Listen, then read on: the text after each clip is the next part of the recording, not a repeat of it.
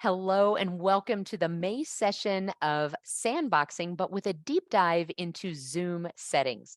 So I want to tell you a little about the session, how to use it, and how you can use it with your clients.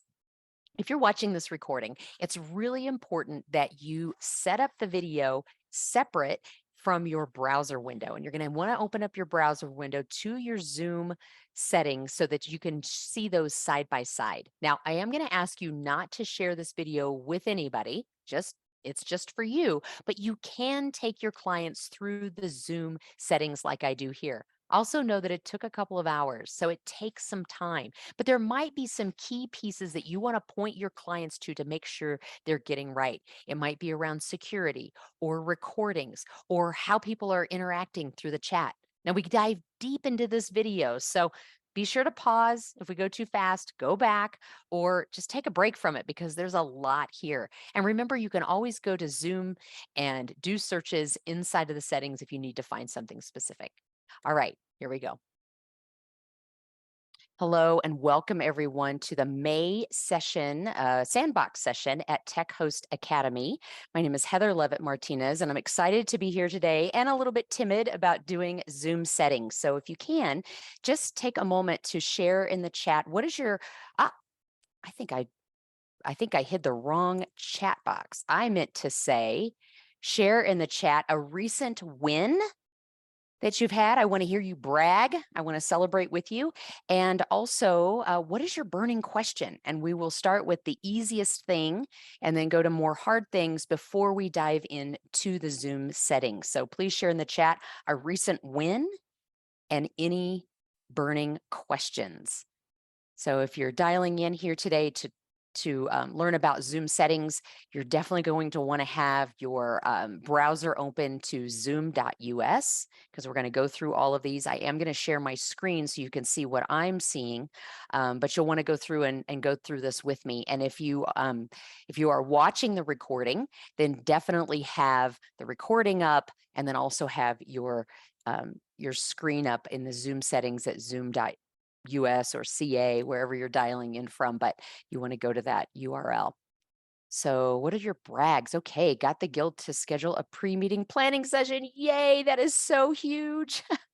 So why is that a big deal? Because a lot of times groups like calligraphy groups, guilds, things like that have been doing things the same way for a long time, it's hard to start a new pattern or try to convince them to make a change. And that's not just for calligraphy guilds, that's for all kinds of organizations, right?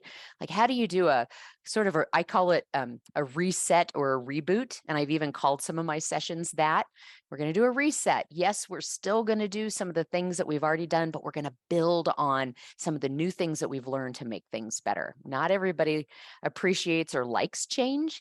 And so letting them know that it's going to be worth it and sharing the benefits of why to do that can be helpful as well.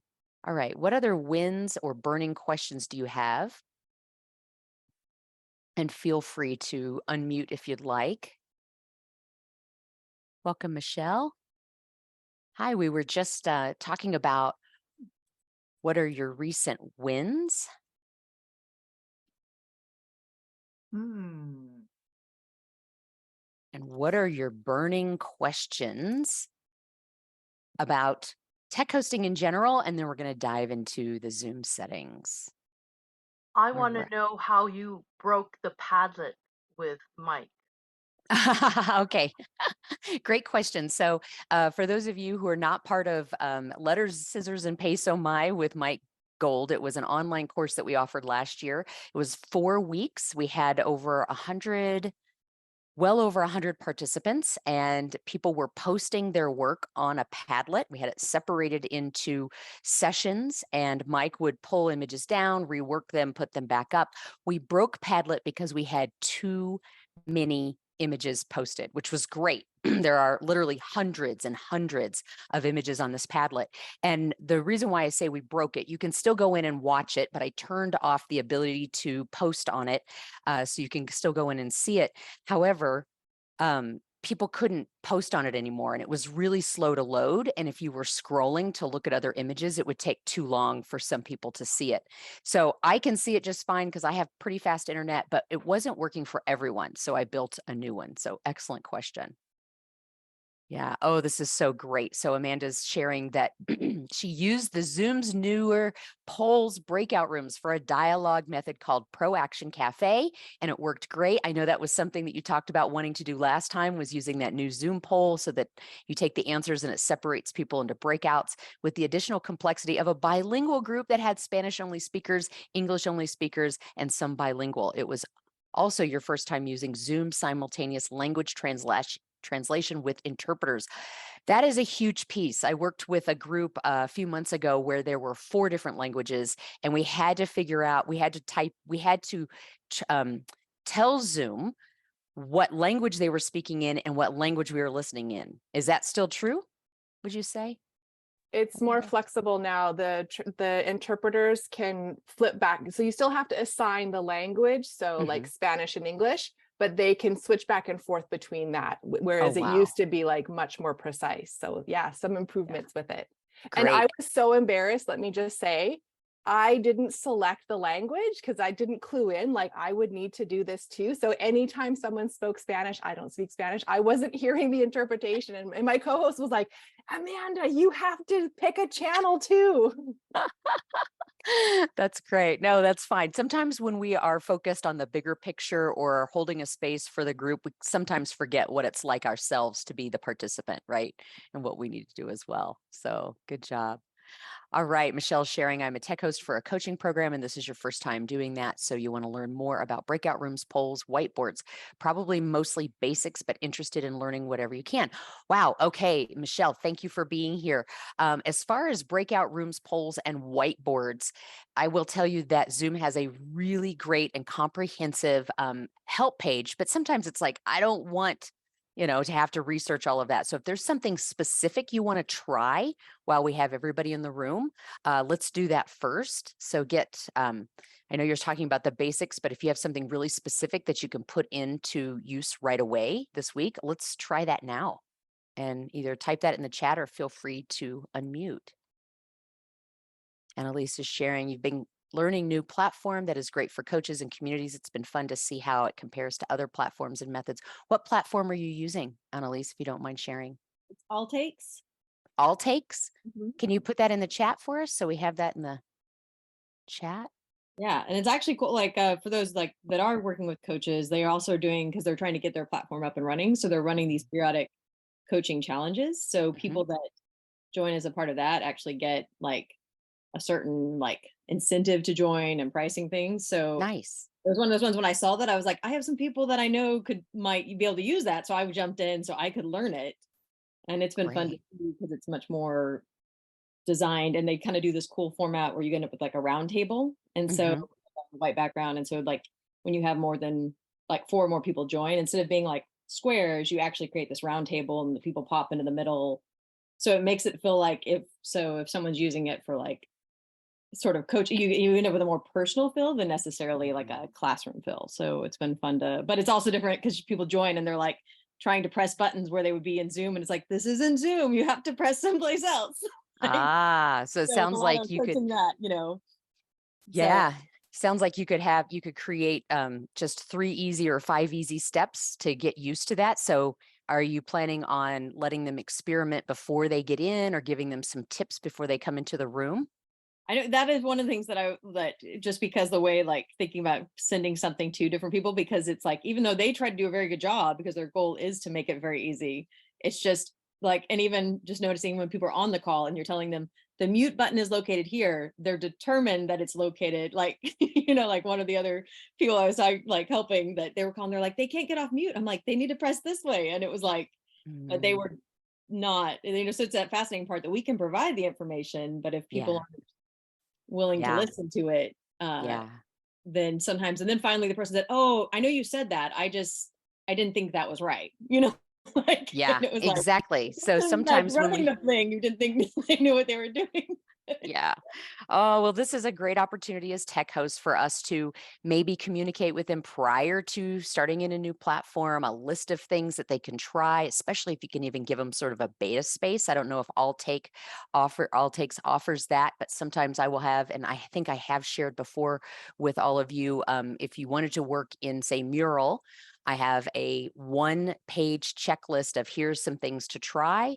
Here's a space you can work in. Here's a video you can watch. And then when they come into the room, explaining here are some top tips, before you get in there. And those are usually the common things that people mess up, or simple things like, hey, let's just do a quick test that everybody's audio is working. Here's how we use the mute button. Here's how it's different than what you might be used to, right? Just taking a few moments to do that will help build everybody's confidence and help keep them in that curious mindset, right? Because we all know that if there's something really simple that someone's doing wrong, they freak out. Yeah, good. Thank you, Amanda, for sharing. There's a way to get the Q&A function for Zoom meetings.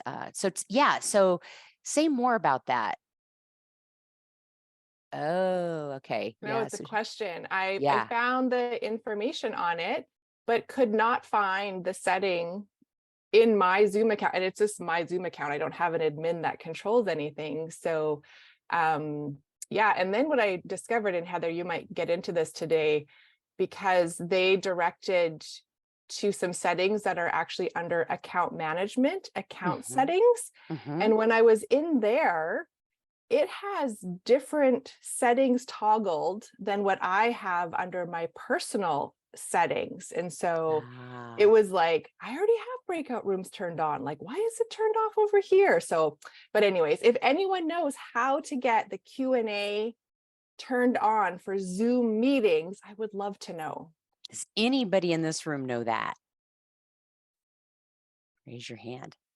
Well, Amanda, you are a keener and always on the edge of all of this. So I hope you're not too disappointed that we may not have the answer, or we may not find it today. But I do know this is that, well, we all know this, that Zoom is constantly updating, right? So I think there was an update last week and the week before. Always important to look at those release notes, keep us on top of what's new.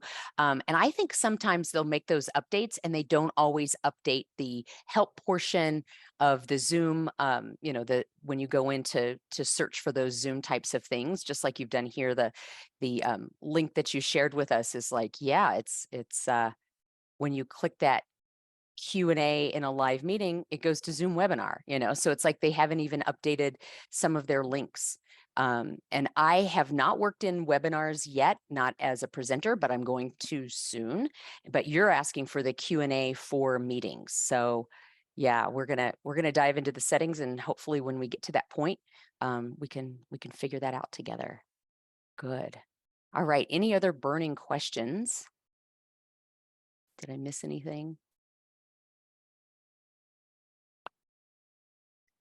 Yeah. All right. So our purpose today, of course, is to practice a mindset of wonder while we explore, test, and even try to break things, and dive into Zoom settings. It looks to me like, oh, this is so funny. It's showing all my hidden slides, not my slides that I didn't hide. So we're not doing high bar, low bar today. We're going to do the Sandbox, which we just did, and dive into Zoom settings. And then, of course, hope you leave today feeling more confident, trying new things, and being prepared to tech host for your next meeting. I know that every time I tech host something, I learn something. I add to my my playbook, my personal updated playbook. And then, of course, having a better understanding of those Zoom settings and why they are so important. So what I'd really like to do for everyone today is just to remind you now, I'm going to go ahead and this session is being recorded, and I'm not going to spotlight myself. So if you do unmute or whatever, you will show up in the recording. This recording is going to be shared both on the Tech Host Academy platform, and it will be shared out to everyone who signed up. So just know that it's not going out to the world, but it's within those of us who are tech hosts. So if you're watching this, whether it's a recording or if you are live, I want you to go ahead and open up a browser and open up your Zoom. So some of you are zoom.com or zoom.us. Some of you are zoom.ca if you're dialing in from Canada. And I'm going to share my screen. And when I share my screen, you're going to want to have both the screen that I'm sharing and your browser up, because as we go through all of these, you're going to want to put them side by side. So do a little bit of screen management. And just a quick note, if you notice, if your screen doesn't look like mine, it should look like this, except for it'll say your name at the top. But then notice I don't have anything to the left here. That's because I don't have my window big enough. So I'm going to expand that out to the right, and that helps it be big enough. I'm just sharing that with you now because sometimes when someone says, hey, my screen doesn't look the same, it's because maybe our windows aren't big enough. So can everybody see that okay? Just a thumbs up if you can, or if you need me to make some kind of an adjustment.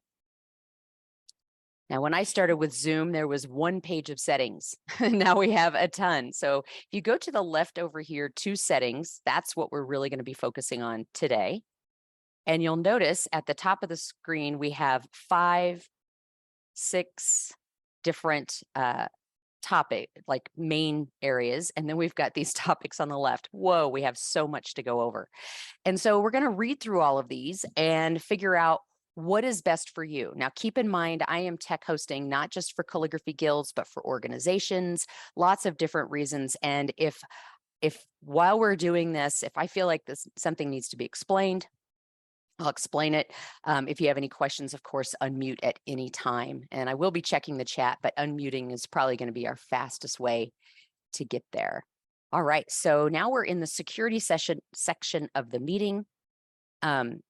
This requires that all meetings are secured with one security option. Notice that that's grayed out because they want to make sure that they don't change that setting, because they want to make sure that you are secure. So that's going to be key.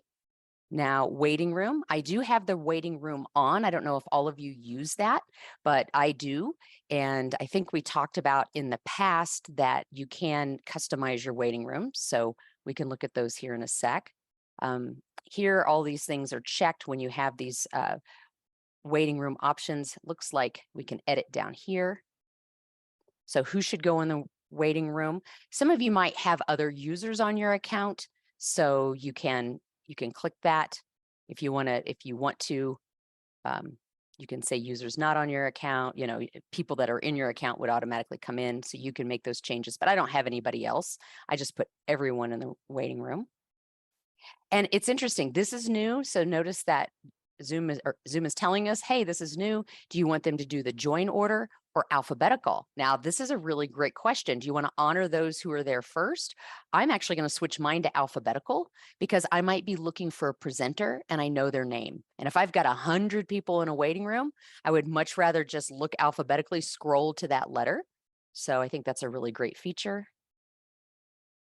Yep. Customize waiting room options. It's funny, it says do not allow the host to add a custom logo. That might be because someone else is hosting. I have my own customized piece in there. We'll go over that in just a second. Do you see my pop-up window? Okay, I just want to make sure that waiting room options is showing. Okay, cool. Users invited during the meeting by the host or co-host will bypass the waiting room. That's interesting. You can check that if you want.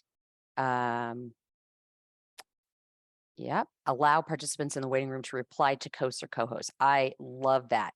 So, but also notice that by enabling this, all participants using older versions of Zoom will be asked to upgrade their client before joining a meeting. This is really great because so many people don't update Zoom, or they'll say to me, oh, I have it automatic. Well, the last at least two, maybe more updates have been manual. And so I like to remind people to always update in Zoom, but they don't always do it. So this would actually, I guess maybe not force them to, but ask them to upgrade. And notice too that some people who are dialing in don't have that capability because maybe an IT person is controlling that. So it's just another reminder of how important upgrades are. If the host and co-host are not present, or if they lose connection during a meeting, move participants to the waiting room if the host is dropped unexpectedly. How nice is this? Because sometimes we don't always make a co-host and we drop off and then the meeting just ends. And then people have to go back, find the link. So putting them in the waiting room is great. And then the feature, allow participants to join before host, will be disabled. So that means, that's interesting. I don't allow participants to join before me, but since this is already checked, I have noticed that when I come into a room, and this happened today, someone was already in the waiting room, which is fine because I had that enabled. So any questions so far about waiting room options? Okay, we'll continue here. Customize that waiting room. So this says the host will let you in soon. You can certainly have your logo and a description. I've written here, welcome. You will be seated shortly. We are conducting a quick tech check and we'll let you in soon. Meanwhile, take a moment and get centered, remove a distraction. It looks like I have more information here. Remove a distraction and write down any intention you have for our time together. I think it's important to help people get their mindset right before they come into the room. Get ready to roll up your sleeves. See you soon. And Heather, where are you on in the account? Mine is not looking the same. Okay, yours isn't looking the same. So again, I'm in meeting, security, scroll down to waiting room options and customize waiting room. Do you see that?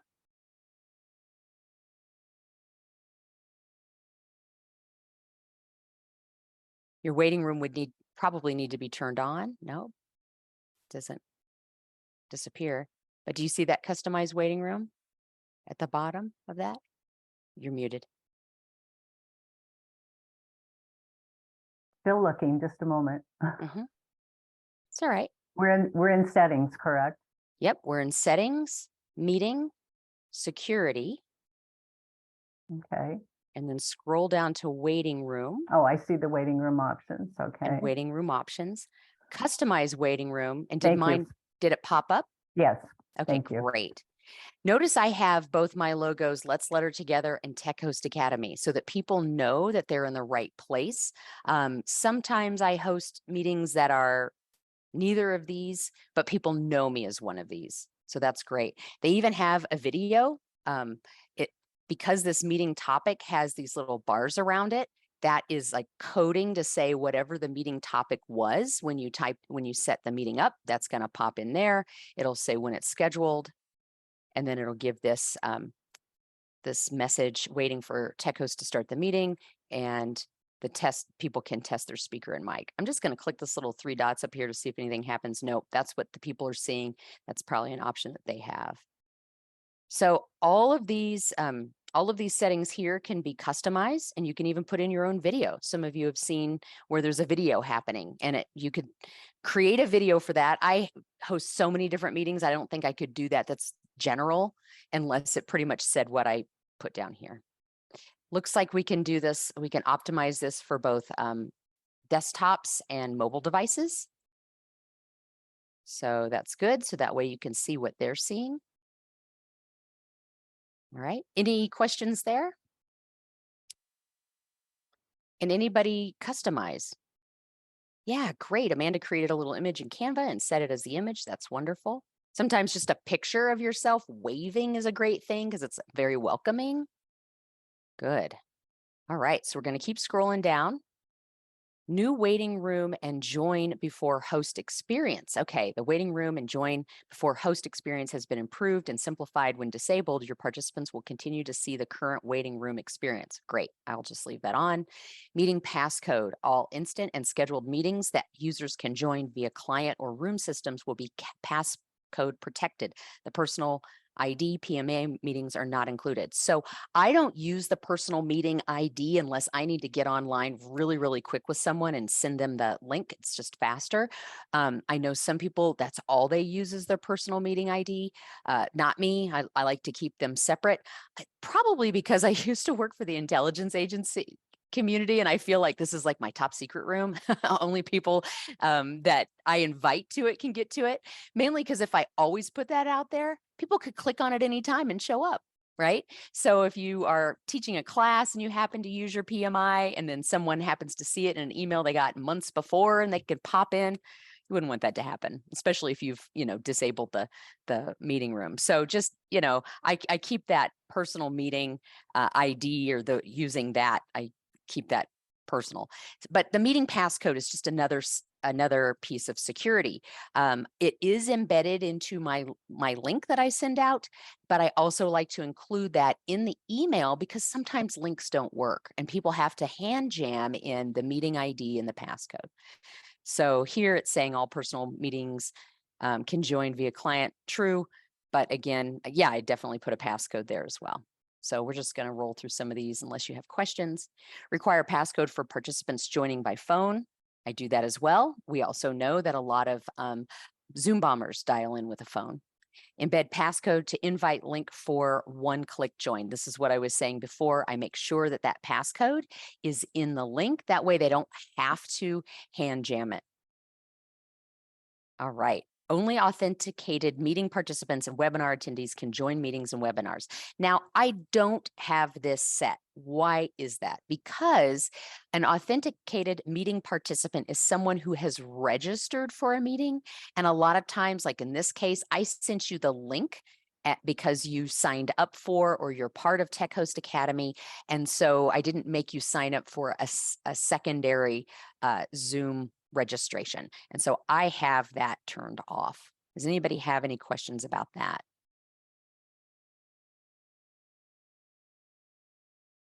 Okay.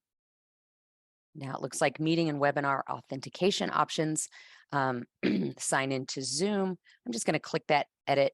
Oh, it's literally give a name for users who know this authentication.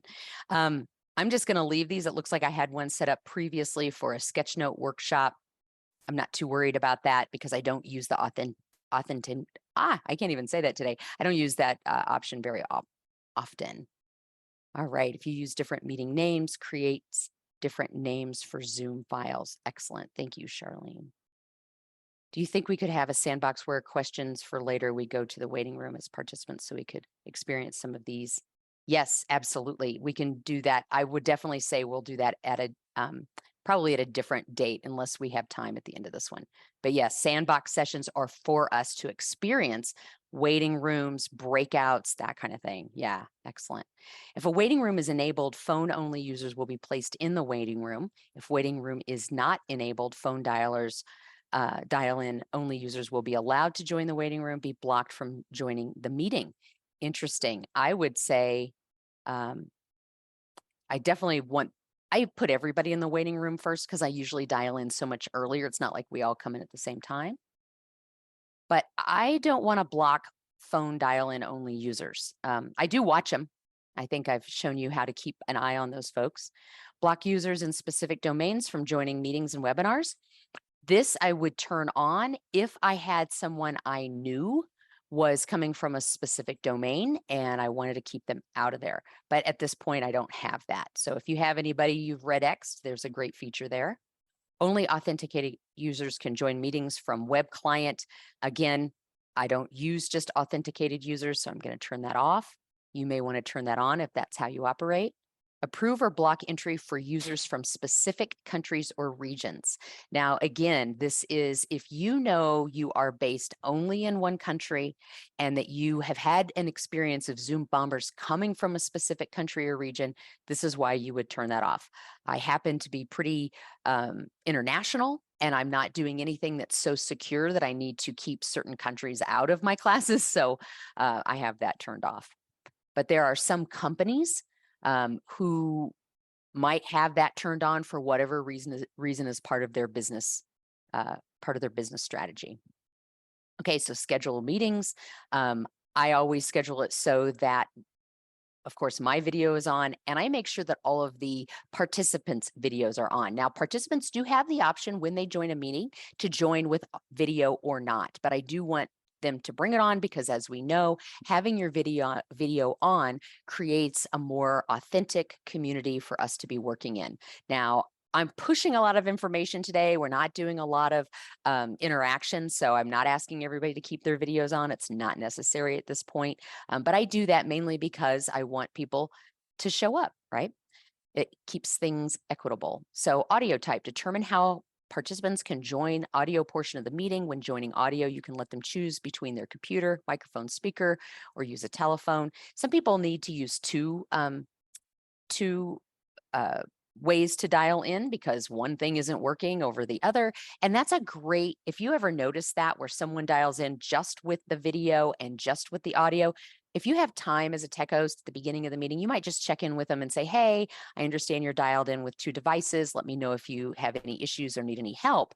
And if they're dialing in with both audio and both video, this is a great opportunity to private chat them and say, hey, if you unmute, we're going to have an echo issue. Is there a reason why you're dialing in with both? And sometimes they don't know, and you can just help them remove one of them, or sometimes they might be using that second one to record what you're saying. Who knows? But ask them, be upfront and be there in a place in the spirit of support. And by doing so, again, you can remove one of them. You can ask them, which one would you like to remove or would you like to leave? And when you do remove them, just make sure that you don't report them to Zoom because you wouldn't want them to not be able to get into a future meeting. All right. I have a question about Yeah. that. Yeah. So I was hosting a meeting recently and somebody, came in the normal way. You could see her, but we couldn't hear her. So she dialed in on the phone and she's had to do that twice. Why would that happen? Well, a couple of reasons. She may not have audio on whatever device she is dialing in on. So whether it's speakers or she just doesn't even have that capability, or she probably doesn't know she has the capability. So she has it turned off. She hasn't looked at her settings. You might help her go to her system settings and just make sure that our audio is turned on. That's the kind of thing I would do privately in the chat, or maybe take her into a breakout room if you have time. If you don't have time to do that thing, you might have to give her some advice through chat. If it's an ongoing thing, ask her, say, can we meet at another time to go through your settings? Usually for that type of thing, it doesn't take very long. You just take her to the system settings, and then in Zoom under mute, there's that little arrow to the right of mute. You can ask her to look at the microphone or speaker there. Does that help, or does anybody else have anything to add to what I just offered? Thank you. Yeah, good. Yeah, it can happen a lot. And some people don't know why. They create a workaround and they don't realize that they didn't need the workaround, that it can be done all in one device. Yeah, Annalisa's offering, sometimes audio can be off. If someone connects to a second monitor with a connection that doesn't support sound, she says, I know I have to remember to use my right second monitor. Yeah, exactly. So when we add more devices, we're actually adding complexity. But if we can try to make it really simple, usually it can be fixed in the settings. So great. All right, so audio type. I allow everybody to join telephone and computer audio. Again, there might be different reasons why you would keep it to one or the other. Maybe you only do telephone calls. I know that I've been on podcasts and in interviews where it's just telephone only. They don't even want to see my face, which I think, okay. Or computer audio because you want people to force people not to use the phone. All right, allow participants to join before host. So here I have this turned off. It says, if you would like to enable this setting, disable and following waiting room option, place participants in the waiting room if the host and co-hosts are not present or if they lose internet connection during a meeting. Interesting, this is where it will pop that open if we've turned or enabled the losing connection piece. So it's funny, I don't know if it happens automatically, like if that'll flip or what, but up at the top, remember it said that it would turn that on. So I'm just going to leave it as is, just for me to kind of experiment over the next couple of weeks or months to see if I pop off, if it does in fact throw everybody in the waiting room. And that has happened to me recently, and that's what happened. All right, so enable dedicated group chats for meeting conversations. Yeah. Let's see. The settings allow participants to delete messages in meeting chat and allow, okay. So this is interesting. I did delete a chat the other day because I had mistyped a URL. I didn't put the HTTP in front and I didn't want people to click it. So I deleted it quickly and then added a new one. So that was great. And the group chats for meeting conversations. All right. It's interesting. I haven't had. Sorry, Heather, can I just jump in for a second? Can you just scroll up a teeny tiny bit? What I'm seeing is a little bit different than you. And I just want to see if I've missed something or so allow participants to join before host. Oh, okay. Is it? Because for me, Yeah. it goes allow participants to join before host. And then I have enable dedicated group chats, enable personal meeting idea, add watermark, Wow. read all Okay. participants, upcoming meeting. There's like a whole pile of other options Does anybody else before. have that? Oh, Annalisa's shaking her head. Oh my gosh. Interesting. Okay, so I just need to scroll a little bit down more. I was like, wait, where did you, how I are you am already at the really chat? glad. I am really glad you brought this up. Amanda, where are you dialing in from? I'm in Canada. Right. But I do go through zoom.us. Interesting. I didn't know it would let you do that because I've worked with a couple of Canadians that when I tell them .us, it automatically goes to CA.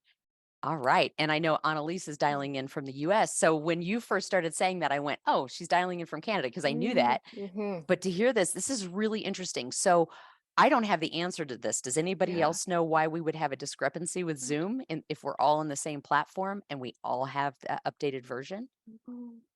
Not that it would matter on this side, but this is good to have in the recording. And I'll make a note to follow up with Zoom is why are these settings different? Yeah. Ooh, this is exciting. I love it when things like this happen. Okay, may not have the answer, but now we're all hopefully staying curious. The only thing I can think of, Heather, is I am the same as you, allow participants to join before host. I have that toggled off. But the enable dedicated group chats, I also have that toggled off. You have it turned on though. Let me just see what happens if I turn, maybe all that other sub stuff goes away. Enable dedicated. No, it doesn't. I just did it too. Oh, nope. All that other stuff still shows. Okay. So that's a really great noticing. It might be something that's connected somewhere else that we haven't covered yet. Another thing to consider is that do we all have the same plan? So that might be affected too. And now it's going to take me over to current. It looks like I have Zoom One Pro. So I don't know if people have. I'm the same. Yeah, Zoom One. So this is interesting. We may have different settings, of course, if we have different plans, that might be something. And just to keep us on task, it might be that there's something connected somewhere else as well. So great. That started us at the top. So let's scroll down. I apologize. All right. Sorry, you were down at the chat. Yeah. That's right.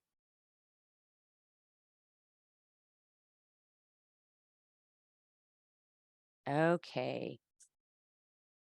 Wait, we've already got through all these. No. Where are we? I apologize. Oh, right at meeting chat is where you were. Meeting chat. Okay. No, I was higher that I hadn't gotten this far yet. Here we go. Okay. Oh, so that's all the stuff that I was seeing. Oh, okay. Oh, I have more. Maybe Okay. it had jumped down. Maybe so. Okay, good. Okay. Good noticing. Enable dedicated group chats for meeting conversations. I have found this really helpful. However, I haven't used group chats before or after meetings. Has anybody used that yet? That feature? Okay. So I think that's, you know, I know that I've done group chats in meetings. For some groups, they can handle that. Some groups aren't tech savvy enough to handle that. So this new chat could be a little bit confusing for folks, especially because you can change up the type, you can add documents. So anytime you're working with a new group where you are going to be doing something special in the chat, you might want to put that in your beginning script that you're going to be using chat in which way, and maybe come up with a game or find ways to help them get really good at the chat. All right, allow Zoom rooms to start meeting with host key. All right, so I have this locked off mainly because I'm not using, Zoom rooms with the host key. Enable personal meeting ID. Again, we talked about that. I certainly have that. I don't always use my personal meeting ID. And then use personal meeting ID when scheduling a meeting. Again, I have that shut off because I like to start my own meetings with different unique links, and then use personal ID when starting an instant meeting. It'd probably help me go a little bit faster, but again, I don't use that PMI very often. Now we're at the watermark. Now, What this means is, it's my understanding, is that when someone's sharing their screen, there's a watermark over it so that pretty much if someone were to take a screen share, it's got that watermark. But let me know if anybody uses the watermark feature.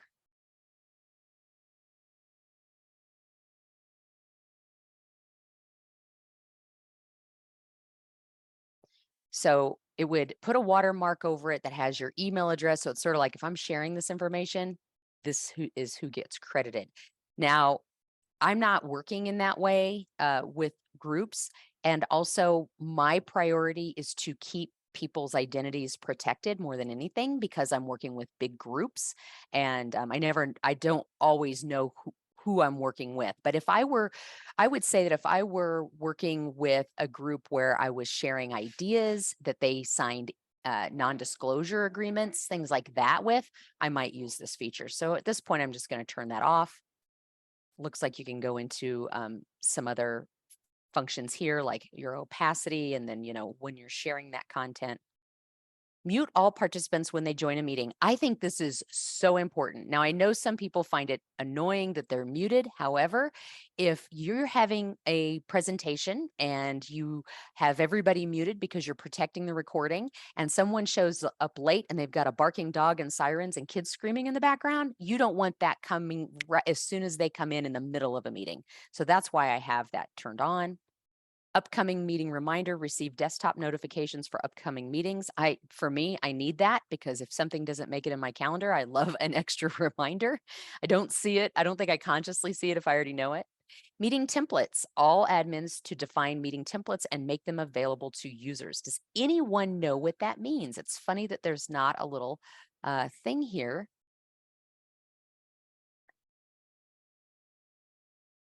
Yeah. Isn't that like when you're setting your, because I know I've been able to set it like where you can create like kind of meeting types that might reoccur. So if you're hosting like the same meeting again and again, you want to, because I remember getting that prompted in something I was setting up if I wanted it to be a template. I didn't play around with it, but I Got it. Yeah, excellent. Good question. So managing templates, I'm going to click that. Large meeting, seminar. Okay, so great. Just exactly what you explained. Thank you. So if you have a large meeting, if you have a seminar, maybe if you are you're hosting an interactive meeting versus a instructional meeting, maybe you have different templates for that. Great. So let's go to that in-meeting basic. I don't require encryption. Keeping that off. Again, this gets into really working, I would say, in a closed environment. But if anybody else has a reason to turn that on, I'd love to hear why. Okay. Now for meeting chat, so different speakers have different preferences over this. You yourself as a tech host may have a preference over this. Some speakers don't want people to use the chat at all because they don't want them chatting on the side. They want their full attention. I'm not too worried about that. I know that people like to communicate when they come into a room. So I have everyone can chat everyone and anyone directly. So I have it set for that. But you or your presenter that you're supporting may have a different take on that. And then I always allow users to save the chats. And in some cases, especially if my presenter requests it, or if I want to add value to the meeting, I will format a chat after a meeting. That means I download it just like everyone else. I bring it into Word and I make it so it's readable because otherwise it just downloads into like an OCR format. It's really ugly, hard to read. If you do that and you download it so that everyone, including your own direct messages, are included, which I do, I download all of those, then I format it. I take out all of those direct messages unless there was a question that I feel would benefit from being in the chat or a resource shared that would benefit from being in that chat. And just in case, before I hit it save and save it out and send it out to everyone, I will do a quick search with the word direct in my Word document, and that will go through and see if I've missed any when I'm formatting that. Okay. Let's see, allow users to save chats from the meeting. When this says everyone, it doesn't mean all of the personal back and forth that I had, but it would mean any personal that they had with anyone. All right. Okay. Any questions so far about that? Okay, Annalise is offering sometimes the direct chats are turned off with student events to keep everything public. That's right. Or keep the students on track. Yes. So especially I think if you would be working with like elementary school or high school students, maybe you turn that off so they're not, plotting a plan for whatever. But if students want to do that, they can also exchange cell phone numbers, So that's not completely foolproof, but it is one way to slow it down if you were in that instance. Great. New meeting chat experience. So this is new. Allow meeting participants to use new meeting chat features, including threaded replies. So we've seen this already. Yeah, Charlene is saying, going back, more encryption may create more load. Yeah, so you can see if you scroll up, Amanda was replying to Annalise's chat, which I think is really helpful to like keep things sort of in an order so that people don't get confused. Oh, she's answering somebody from 5 chats ago kind of thing. So I think it is helpful. It also requires us to do a little bit of scrolling back and forth, but that's okay. So I like it. And I've also noticed that when it saves in the chat, usually those all kind of go under one another. So that's helpful as well. And if they don't, it'll say it's replying to so-and-so up here. So when you're reformatting, you can also do a little bit of zhuzhing there as well. I love that allow participants to delete messages in the meeting chat. I think that's respectful. If someone were to type something wrong and they're a red pen person and they want to type it right, let them do that. It's almost like you're letting them edit it. I don't think I would take that away, but there could be reasons why you wouldn't. And anytime you have a question, there's a little, this will tell you what version that's happening in. So meeting participants on clients older than 513 may still see deleted messages. So if someone has an older version and they're like, hold on a second, this isn't working. Most of the time, I don't always have the answers, and you don't either. I just want to give you that validation. And sometimes when people ask me, why isn't this working? I usually say, do you have the latest version in Zoom? Because I may not remember this particular setting. So enable the screenshot feature in meeting chat. When this setting is enabled, participants can send screenshots during the meeting. I think this is really helpful. However, this is a security thing that if you are someone that gets a lot of Zoom bombers, you might want to shut this off so that people aren't taking screenshots and sharing. But I turn it on because sometimes we need to be able to see things that someone else is not seeing. Allow participants to react to meeting chat messages using emojis. Again, this might add a little bit of clutter. Some people don't want those in there, but I think they're great. So I throw them in there. And it looks like there's people themselves get to play with the settings. So meeting chat direct messages, allow meeting participants to send direct messages to other participants. Again, we talked about that at the top. I think that's important. Auto save, automatically save chat messages to a local file in the host computer when the meeting ends. I will say that even though I have this checked, for some reason, it doesn't always happen. So I always save the chat. Specifically, if I'm not the host, sometimes I may forget, did I host this meeting or did someone else set up the meeting? So again, it's always a good plan to save the chat yourself. Send notifications when someone joins or leaves, or sound notifications.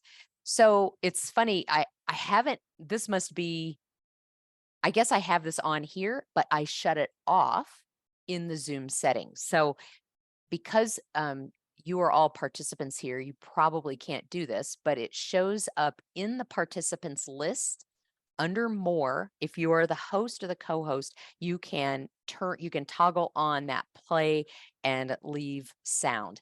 Now, who hears it?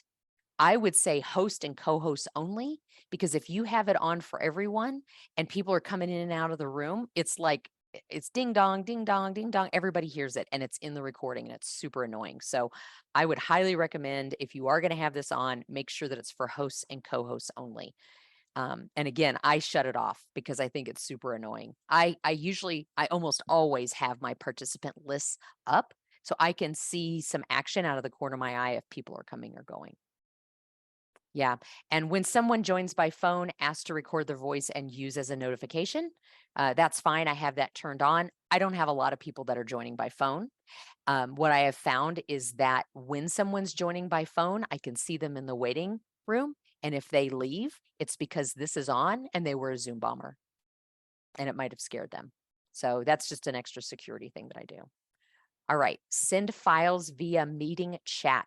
So I have this on, and you'll notice if you go down to your chat window, there's a little icon that looks like a piece of paper with the top fold. That's a file, and you can click that.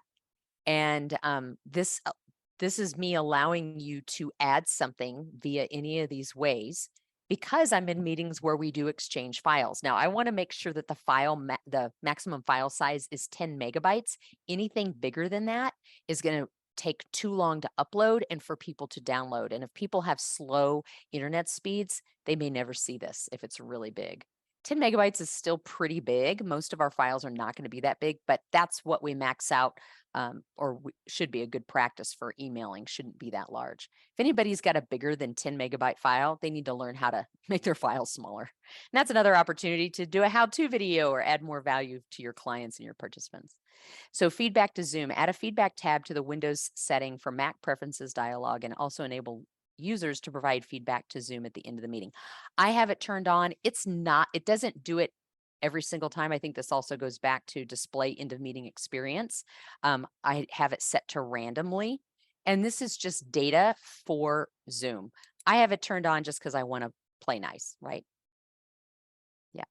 So co-host, allow the co-host to add co-hosts. Co-hosts have the same in-meeting controls as the host. Now, I have this checked on, but we have learned in other Sandbox meetings that this isn't always true, is it? Like sometimes the host has a certain something that the co-hosts don't. So I have it turned on, but I gotta say it's not always true. And I think that's just because Zoom has so many upgrades that it's not always consistent. So here we go. Here's some meeting and poll quizzes. Definitely have that turned on. Allow host to create in advance. Allow host to upload images for each question.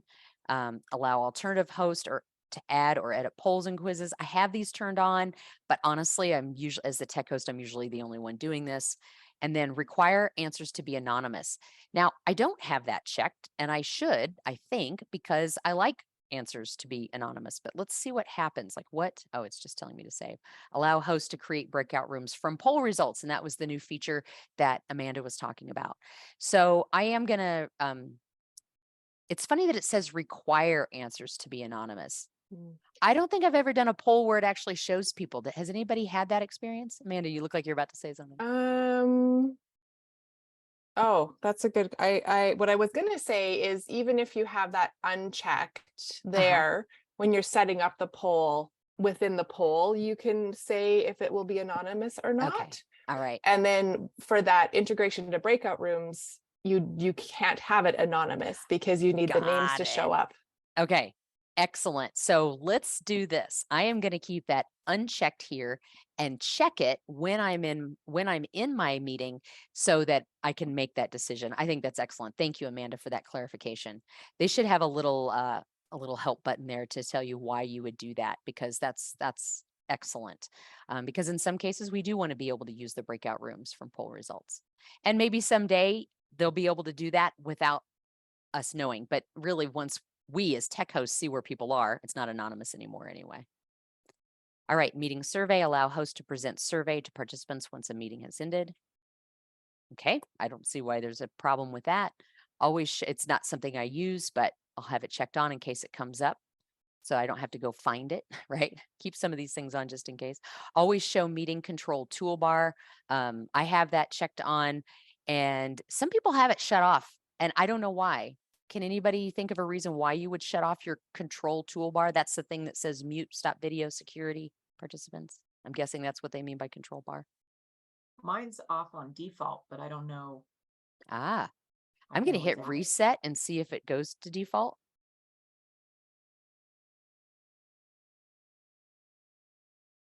Huh. Well, it didn't shut it off, so I'm going to turn it back on and then just hit it. So would you say, whoever said that, would you say that your control bar isn't there? So what do you have to do to find it? Do you just hover and it shows up? No, it's just not there. So I think I'll turn it on. Yeah, great. Sometimes when people ask, I can't find something. Now we know your control bar setting is in here. which can be frustrating if people don't know where to go and where to look. If you're ever working with a client, so quick sidebar, if you're ever working with a participant and they're freaking out and you don't know where to find something in a setting, just know that at the top, and I'm not going to scroll up because I don't want to lose my place, but at the top, there is a search feature. So if you kind of know what you're looking for, you can always search for something and it'll show it. It will pop up in the settings. All right, show Zoom windows during screen share. This is excellent. So this is where you go to screen share and it'll show you all the different windows that you can select. Again, really no reason to turn that off unless you just want to share your screen, which some people do, but we also know that that can also be a security issue. Yeah, excellent. Thank you, Amanda, for reminding us Control Command F to find on the page. Awesome. So anyone have their show Zoom windows or any of these off at this point? If you do, why? Screen sharing. Allow hosts and participants to share their screen or content during meetings and webinars. Remember, you can always change that under the little arrow that's next to share your screen, or in this case, new share, who gets to share. And my window is showing all participants. And then who can start sharing when someone else is sharing. I do host only because if a presenter is sharing and someone comes in and they're a Zoom bomber, they could take over the screen. And so that I have that set that way. And that was, again, back in the Zoom settings. So I do want to make sure that people can, one person shares at a time. You can certainly check that differently if you're working in a collaborative environment, but I don't always do that. And I'm more in this point, I am more concerned in putting a priority on security over that level of collaboration, just because I'm not in a lot of meetings where everyone's sharing their screen. So again, I have that set to all participants can share. If I feel like I'm working with a group, maybe I'm going to be the only presenter and I know like hundreds of people are going to show up and I want to ensure that I don't have a Zoom bomber, then I would change that to host only. And again, this section down here, who can share and who can start sharing, that can be overridden in your control bar within the meeting under that little button next to new share.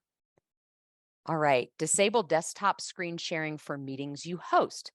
All right, so this is something that if I were to disable this, well, let's just read this. When the option is on, users can only share selected applications and files. This option may not be applicable to users using web clients. So what that means is that this protects you from sharing your entire desktop screen.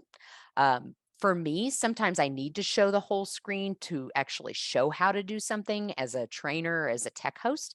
So I have that turned off. But if you want to protect yourself and protect those who are screen sharing, go ahead and turn that off. And then disable screen sharing when guests are in the meeting. Same idea.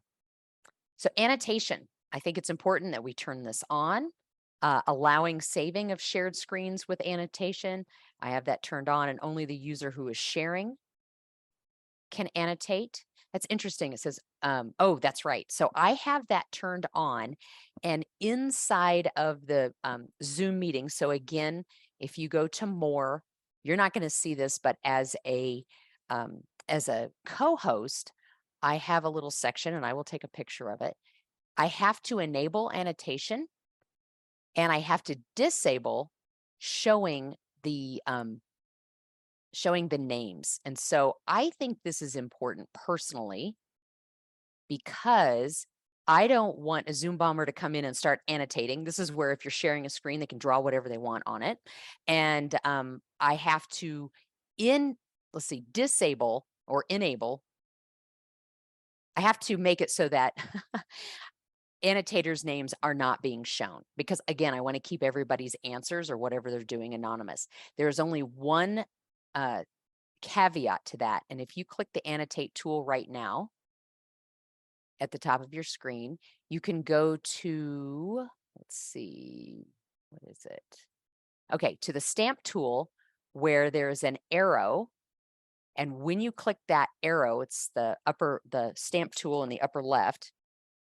it will show the person's name in there. And I don't know why it does that if I have the annotator's names turned off, but that little arrow will work. And a lot of people click it because it's the first thing they see. So I like to, when we're doing stamping, and I didn't do it today, but when I say use the stamp tool, I'll say choose a star, a heart, or a check mark, and be really specific about that, because otherwise they might choose that arrow tool.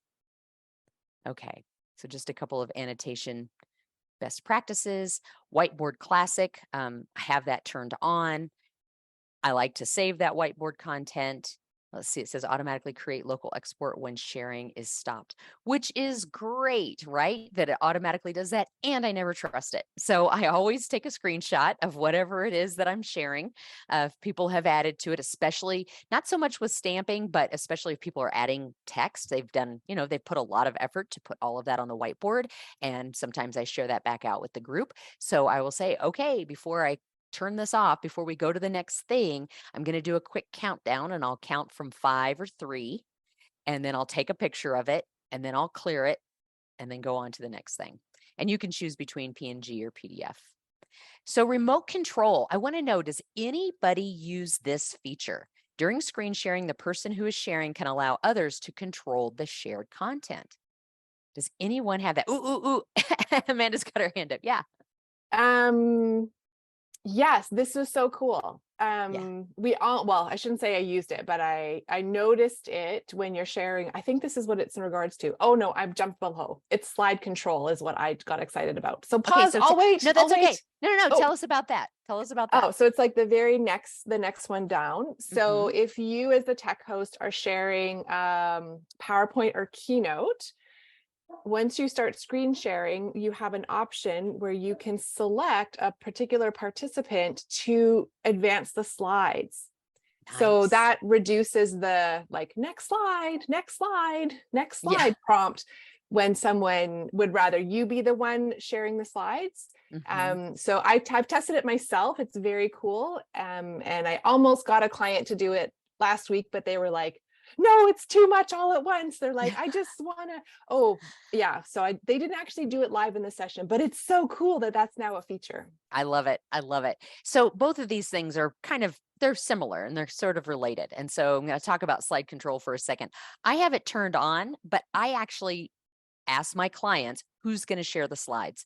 And I always want them to do it because I personally think the whole next slide is so annoying. But some presenters out there just can't handle their own slides.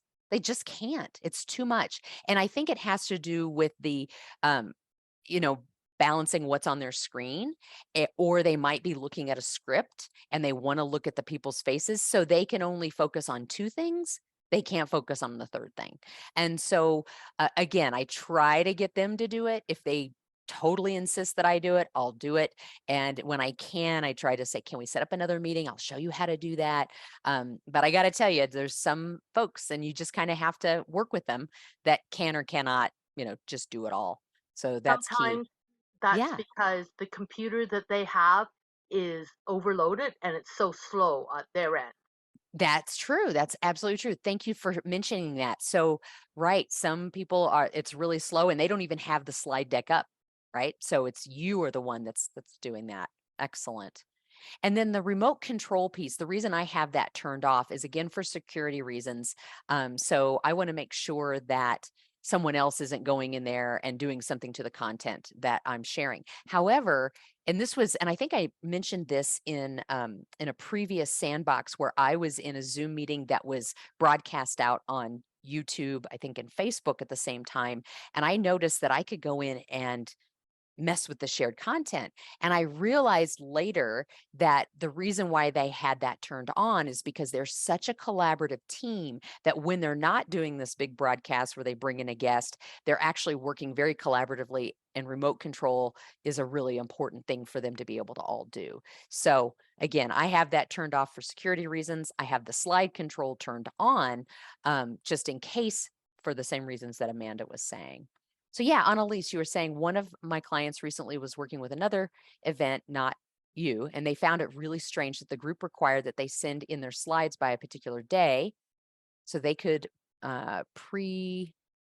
my little thing's taking over. Prep the slides for all the presenters. I thought it was an interesting reminder to make sure if something like that is needed, presenters need ample time to plan their slides that are being submitted. Yes. So I think that's interesting too, that they want to prep the slides. Was that because they wanted to brand them, or what was the reason? Do you know? She didn't actually ever get a reason, and it was kind of like they just kept saying to get them in the computer, which we all thought was going to look a little, because she was asking, she's like, is that normal? And I was like, I mean, if depending on, because this is going to be a hybrid event too, so there could sometimes be things like that if they're working with the but to me the biggest takeaway on it was that event was happening in a week's time, and they were told you need to get the slides in tomorrow. Right. But many of those presenters have other things scheduled, and they were maybe doing final policy. I mean, we all know as presenters are changing. I mean, I've worked with ones that are like, I'm sending you an update at 3 a.m. Yeah, or we're gonna, like I'm literally making the changes right now, 5 minutes before you go in. And it could also be just another backup measure, right? In case your slide doesn't work, we've got the set here.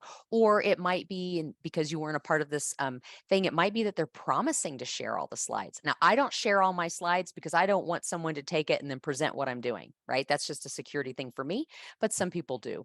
Yeah, and Amanda's sharing another reason she's supporting an online conference, and there's an accessibility team that needs the slides in advance for their preparation. Okay, so this is where they're prepping the slides for a screen reader, maybe, to make sure that whatever is on screen can help those who can't see. As well as to help give a heads up to the interpreters. We have French language interpreters, English language interpreters, sign language interpreters. So them being able to see the slides just helps them get ready to be able to do their job. That's excellent. Okay, now we know all the reasons for that. And actually, to me, that speaks of vetting their presentation. Like, it allows them to decide whether or not that's appropriate content to be sharing or not sharing. Yeah, maybe so. Could be vetting as well. I'd say that's borderline, I don't know what the word, I just left the word, but I don't want censorship, I guess you could say, but some groups operate that way. So, but I totally get it, that it might be about that as well. Yeah. The interesting thing though with that, I think it's regardless, like as long as you give those presenters that, so they anticipate that, like when they build it into their schedule, right? Yeah, exactly. Or even like I love that with that, if you share that point of, hey, we're doing it for this, especially like if that was the situation, this one, I know that particular group would have totally been like, for accessibility, totally makes sense. However, like you said, prep.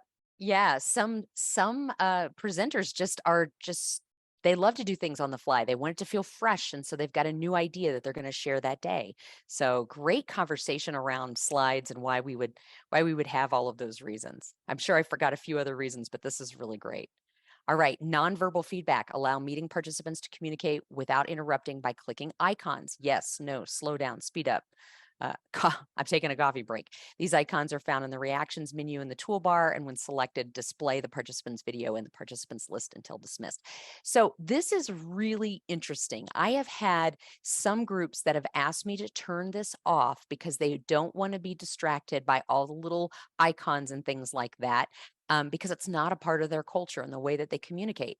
However, I haven't had that lately. I think it was in the very beginning when we started, more presentations were happening at the beginning of the pandemic. But I do have this turned on, and some people follow it religiously and some people don't. I've also noticed that, especially in mixed groups, especially with guilds, some of them have a very specific etiquette that they use, and some don't. And so I have to be very clear to people especially when I'm working with calligraphy guilds, that for things like chat etiquette, make sure that your questions are set to everyone, because I want to keep the direct chat only for emergencies, right? For people who need my technical assistance. And for big groups, I really try to help them understand that, because there are some guilds where they ask them to do direct messaging because they don't want anybody to be distracted by the questions in the chat. Like they're trying to keep the chat empty, which I think is really fascinating. I think that again is mainly controlling tech hosts and presenters who just don't want to be bothered by that. And I just say, don't open the chat window if you're a presenter, but maybe there's another reason that I am not aware of. Yeah. But so that nonverbal feedback, I think it's important that people have a way to express themselves in meetings and in different kinds of ways, right? So meeting reactions, again, we're getting back into those emojis. I keep them all on. Just a quick fun fact. If you go to your emojis now, reactions now, the top 6 that show up will be animated. So I just put up the celebration one, that's animated, and then all of the other ones aren't animated yet, but that's just a fun feature. Yay. I do, and then just if you're in that same place, the whole hand gestures, I had to turn that off because I talk with my hands too much. But that could be fun. And it's a fun thing to get people to do as well, especially if you're going to use that for raising your hand as well, or thumbs up. It just lingers a little bit longer. All right. Allow removed participants to rejoin. Allow previously removed participants and webinar panelists to rejoin. So I have this turned on because sometimes I have participants where they're having a lot of technical issues and I have to kick them out in order for them to get out and restart and come back. Like they're like, no, I don't want to do it. I'm like, it's not working. I've had to do that a few times and it forces them to go back out and come back in. And I want them to be able to come back in. Now, a reason why you may have this unchecked is because if you kick someone out, you don't want them to be able to get back in because they are a Zoom bomber. I would like to know from anyone is even if they change their name, if you have this unchecked, will it work? Because the Zoom bombers now will go out and then change their name and come back in as a different name. So I'm wondering, has anybody experienced that? And then if they know if this feature unchecked, if it would work in that. Okay, we may not have that answer. So we'll remind you that if you do have a Zoom bomber, you know they're a Zoom bomber and you have them removed, there's a little check mark that will come up that will say report to Zoom. And if you report them to Zoom, then they cannot come back in. That's just like an automatic thing. All right, show invitee list to the participants panel. Users invited to meetings on other platforms will also be shown on this list. Does anybody use this? I actually have it checked on, but I don't use it. Yeah, I don't use it.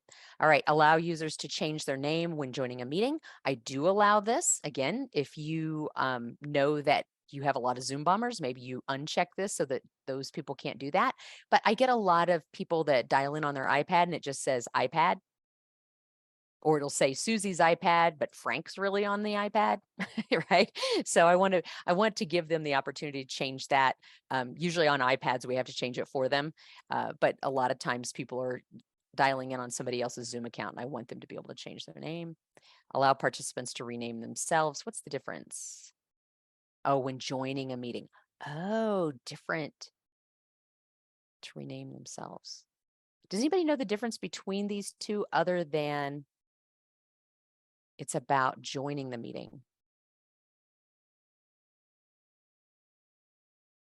Is it maybe when they're like before they join versus once they're in the meeting, so that way you don't accidentally come in? Like, that's a great question. That's what I'm wondering.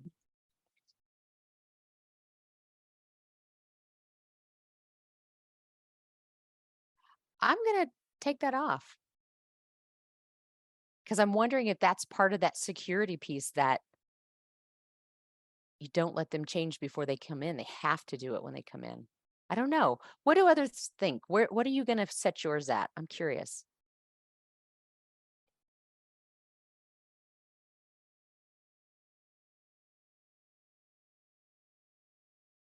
the only thing that comes to mind is I think about those times when I've come from a meeting where they've had us put something unique in our name, like where you're supposed to put, your name and then your guild or your name and something else. And then I use my Zoom account and I join something later on and it pops. I mean, I can change it right away, but it kind of looks when all of a sudden I'm like, oh, I'm in my regular work meeting and I just joined with, Yeah. So I don't know if that is from that part of the beginning, but it sounds to me the second choice allows you to rename yourself multiple times. Whereas the first one looks like you're allowed to change your name when you join. Right. But thereafter you might not be able to change it. So like you set your name when you come into the room and then you can't change it. And the second option would allow you to change it multiple times. That's Or, my or guess. yes, and or maybe if you have the top one checked, you can do both if you have them both checked. But this one would prevent people, like I said, if you're a Zoom bomber, to change it before you come in. I'm going to keep this unchecked for a while and see what happens. I'm going to notice if people change their name when they come into the meeting because they realize, oh no, this is so-and-so's account and I need to change it, which is like, fine, you're either going to change it before or during anyway, but I'm going to turn this off for security reasons. But you can all choose what you want to do there. But I am going to allow people to rename themselves for the reason that you were just saying. Sometimes we want to be able to put a number in front of it, or our guild, or we want to show, our pronouns. Allow host or co-host to rename participants in the waiting room. Interesting. So if you are, for instance, this is the only reason why I would rename someone as they're coming into the waiting room. Maybe I am on the third day of an event and I know that Susie is always dialing in with Frank's iPad. I'm going to change it for her before she even comes in a room, just because I know it's a convenience, right? That'd probably be the only reason why I do it, but I haven't had to. Hide participant profile pictures in a meeting. I wonder why that's checked off. All participant profile pictures will be hidden and only the names of the maybe because of security reasons I shut this off. But what I've noticed is that sometimes their profile pics show up anyway. Like right now, if you look in the participant list, we have a name and we have a picture. So does anybody have an explanation for that? Hide participant profile pictures in a meeting. What do you have yours set to and why?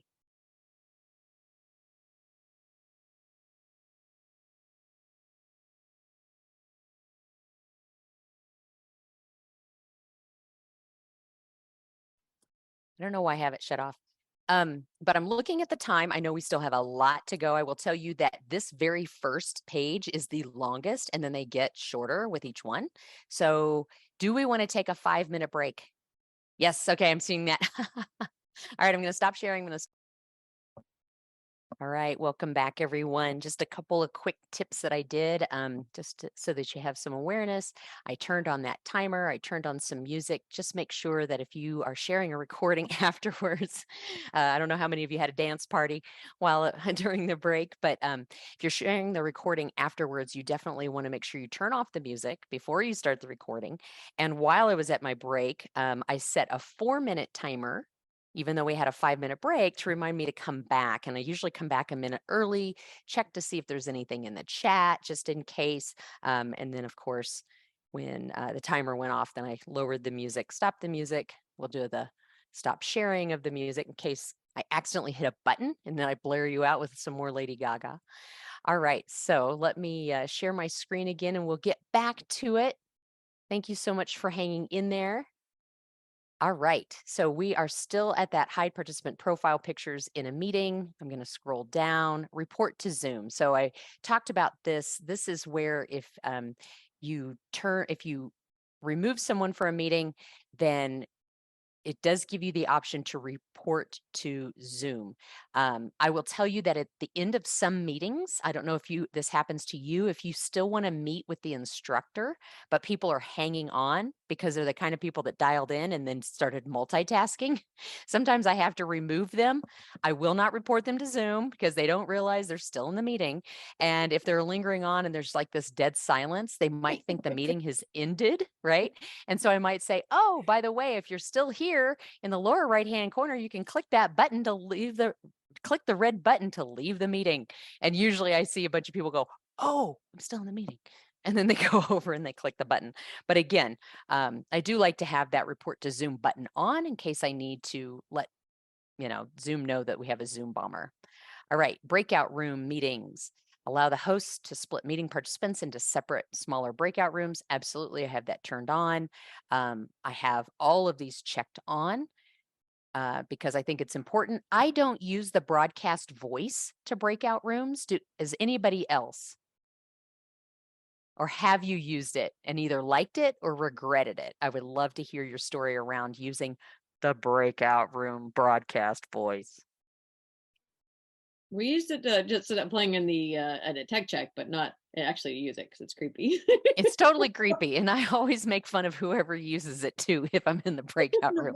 I'm like, I always do that. I go, was that the voice of God? Yeah. So I get it. It's probably easier, especially if they're typing something. They're like, oh no, I have to let them know now. I get it. But it's also disruptive. So I do turn on that broadcast message. And I don't know if any of you use that, but I use it pretty commonly, especially if there's going to be some switching. I let people know there's 2 minutes left, because how many times do you get back into the plenary or the full group and people say that wasn't enough time, or I didn't know, I got cut off, right? So that's a good thing to have in there. It also says allow host to view activity statuses of participants in breakout rooms, share screen reactions. I have that on. I will say, and I haven't noticed this lately, but I've also been in meetings where I'm tech hosting where someone else is hosting. But did you notice, I noticed this a few months ago, that when there are breakout rooms, there's little microphones and you can see who's talking? And that went away for me recently. And I don't know if it's gone away for other folks. And what that was is you can actually see who's doing most of the talking. And that's really helpful if you're a facilitator, because in-person meetings, we can stand in the room, put people in breakouts, and we can see the dynamics in the room. And if you have that, I don't know if that's what this check on button is, but that might be something that we try in a future Sandbox, is to do those breakouts and just check, can we see who's talking? And honestly, I've done it on purpose to see, like, let's put 2 talkers in a room and see who's who's in control. Yeah. As a tech host, we can have fun like that. But sometimes it's also about, does someone dominate the conversation? And then how can we help pull that out when they get back into the room to make sure that they're getting some equal airtime? All right. That's more of a facilitator's role than a tech host, but if you're doing both. Heather, this is Amanda speaking. Yeah. Just something that might be good to know, that setting, I don't have that turned on, but I was in a Zoom session where they did. And when we went into breakout rooms, a bubble came up that said that the host could view the activity status. So from a participant perspective, it was a little bit like, what does that mean? Yeah. Yeah. Good to know that Interesting. people are notified that that's the case when they go into breakout rooms. Right. Okay. That is good to know. And that, you're right, that might freak them out a little bit. And so if you're with a group that maybe you're new to facilitating or tech hosting them, you might let them know. It's also like a lot, right? Just to keep telling people things, but you might say, oh, and by the way, we've turned on the feature that you can share screens, and you might receive a notification that that's happening, So yeah, or that we are apprised of what you're doing, whatever. Okay, so remote support, allow meeting host to provide one-to-one remote support to another participant. Does anyone know what that means? What does that mean, Amanda? Or do you know? I tested this with my partner because I was really curious about it. And I was actually able to like access some things on their computer from my Zoom. Yeah. But not everything. There was a few things that I was like, oh, that's interesting. I can't help you out with this, but I can help you out with that. And it could be some of their privacy settings, like what files can be shared and whatnot. So I have that turned on for like emergencies only, but I try to make it a habit not to offer that as a tech host, for the same reason that I don't want to be the one to advance the slides, because I want to teach people how to fish. Right? I want them to be responsible for doing those types of things. All right, manual captions allow hosts to type closed captions or assign a participant third-party service to add. I have it turned on, but now with closed captions, they're all automatic, which yay, we don't have to remember to turn them on at the beginning of the meeting. Someone just has to request it and it comes on if you have this automated captions there turned on. Actually that's slightly different, but the idea is I do have that turned on. Has anybody used that where someone is actually typing or using an API token?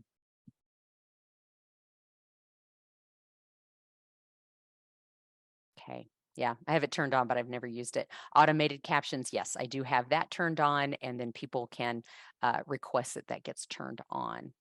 And it looks like it's telling us which ones are in beta. full transcript. I love this feature. I love this feature. So I highly suggest using it. I believe you do have to turn it on for yourself if you want to use it. So I turn it on, especially if I have a group that keeps saying, what'd they say? What was that? And if I'm focused on something else, that full transcript is a great thing to be like, copy, paste. This is what they said. If I've got a lot of other things going on. So I do have the full transcript on, especially for people who talk very quickly and I have to kind of repeat in the chat what was said or what was shared. So Okay. I'm not familiar with that. What does that do again? Yeah. So right now, if you go to probably under more, let's go to, maybe it's not. Where is that? Are you looking in Yeah, our for Zoom full, meeting? yeah, I don't full think we don't transcript. have the cap. Well, let's see here. I'm gonna start. It's under show captions. It's a little up arrow There it that says is. view full transcript. Yep. So if you, yes, so if you want to go to, But we don't have them on, so I don't think there will be a transcript. hold on a second. Show captions. Okay, so someone just suggested it. Maybe it was me. And then you can go to view full transcript. Can you all see that now? And if we start to say words, there we go. Yay! Yeah. And so what will show up is our picture if we have that, or our name if we don't have that profile picture in. And look, you can even search. So if someone in the chat says, what tool did they say they were using to apply the gouache? Type in gouache or just scroll up in the transcript. You can find it. Then you can highlight it, copy it, and then paste it into the chat, or at least have that. So transcript is great, and so are closed captions for those who are hard of hearing. Yep. So I allow people to save. Allow only the following users to save captions in the meeting. Nope, I don't want to limit that. I want to make sure that everybody can see it. And then language interpretation allows hosts to assign participants as interpreters who can interpret one language to another in real time. Hosts can assign interpreters when scheduling or during the meeting. So I have those all checked on. I've only been to a few meetings where we've used it. Does anybody have any questions or anything to add about that? Because it can be very important if you need it. I was just going to go back to the part about the downloading the transcription. Yeah. I know one I was in, where we talked about not recording a particular session, then we didn't enable that because you could like not record it, but also leave with the transcription that basically has the presenters. Yeah. It was kind of the idea. So it was like, so we had the captions on and but that was something at least discussed. So are you saying that for the downloading the captions, saving the captions, yeah, okay, all right, but otherwise, then it's nice to be able for them to be able to, but if that was a concern, what was being shared? in terms of like the intellectual property, okay, great, good to know. And that these are the kind of things that I'm glad we're going through these Zoom settings, because if it comes up in a meeting, oh, and by the way, we want to make sure that those captions aren't saved, then you know that it's somewhere in here. If you forget where, you can again always do a search for captions in the settings. It doesn't have to be on your checklist of things to ask, but if you've got that spidey sense that it might, then now you know. And then we've got language interpretation, sign language interpretation view. I have that turned on if that's needed. I'm glad that people are using that. It really increases equity, making sure things are accessible. Far end camera control. Has anybody used this? Someone can take control over your camera. Yeah, can you talk about that, Annalise? I got to use that when I was helping do the camera control for someone else. So that was kind of interesting to be able to do and have to do that. So yeah. So can you say more about what that was like? What is that? What kind of functions did you have? Yeah. So first of all, it's definitely very important to test before the meeting, to figure out all those control parts. So a great thing that we spent that extra time doing that. But then it was, there is a different engagement you need to keep in those moments. Like you can't just be watching the chat, because if they move, you need to move the camera. This person, they were walking around. We're doing a hybrid session, so that was so it's very important to think about. And also the biggest thing I found too is thinking about coming back from recording board, and even the hybrid experience is that sometimes you could get somebody on the camera that might be doing something, especially if it's a work event where they maybe are getting work emails and they're doing something on their phone. And if their image is what gets captured, like that sends a different energy. So Yeah. they're watching remotely. So try to like, how could I shift this to get more of the presenter, less the other people, because that person's doing this thing or that's distracting. And so So trying this to is really going from tech host to like you're in a more producer role, right? So let me ask, what kind of camera are they using on the other end? they're using the might say this the PTZ, the Pantel, like I mean now I can't remember particular which model. I think actually we tried out two different ones that they had. Like an owl? No, it wasn't an owl. I do remember it wasn't that one, but there was Okay. like an older one they had, and then we tried their new one, and I think we did end up going with the new one they had. I just don't So remember. but it's based, having far end camera control is based on the capacity of the camera on their end, right? So they've got to be able to have a camera that has functionality to do that. It's not like you can just do it anywhere, because this is going to be, once other calligraphy guilds see this, they're going to be like, oh, we want to be able to do that in a hybrid meeting. And it's like, first of all, do you have a tech host that can do it? And do you have the technology to do it? And you've got to make sure that those things are matched. Otherwise, you're going to have a hot mess, right? Yeah, good. And I have that turned off for the same reason, for me, just personally, for the same reason as I want to keep things simple. And I also want people to fish for themselves. So I'm not doing that kind of production level. And if I am asked to do that kind of production level, honestly, I'll call Annalise or I'll call Muddy and I'll say, you can do that. It's just not something I want to do. Yep. So group HD video, activate higher quality video for host and participants. That this will use more bandwidth. So it looks like this is locked by the admin. Does anybody know why that would be locked by the admin? And it might be because I have something somewhere else. I do believe that it says it will use more bandwidth, but I think for those who there might be a setting somewhere where someone can shut that off so that it doesn't use their own bandwidth. But it's almost like a feature. Mine is not grayed out. It's turned off, but Okay. I could turn it on if I wanted. There you go. All right. So again, this might be something that I have set and then people can change it on their end. I'm guessing it's probably under video settings. All right, virtual background. These are always fun. Customize your background to keep your environment private from others in a meeting. This can also be used with or without a green screen and allow the use of videos as virtual backgrounds. So this is really interesting. I just want to say, as a tech host, I have this crazy busy background, just mainly so people can see me, but it's not a virtual background. And the biggest question I get is that a real background? First, they want to know if it's a real wall that I colored that way. No, it's just a picture, but it's not a virtual background, because when we add a virtual background as tech hosts or presenters, it actually creates a static, and it causes eye fatigue. And eye strain. So just want to remind folks that if you really do have a messy room and you present a lot, I'd suggest maybe you find a location where you can really set up and stage. It doesn't have to be what I have. I think Amanda's done a great job. She's got a screen behind her. So ta-da, that's all you have to do. But I do have a question about this whole allow use of videos as virtual backgrounds. Now, we might have the answer in here. Requires, okay, low devices using the web client will not be able to use. Okay, so I'm guessing that you would want to check this off to lower the bandwidth. Now, I had a teacher say this, a presenter say this last week, and I kind of giggled because I heard this at the beginning of the pandemic, people saying that if everybody turns off their cameras, we'll have better bandwidth.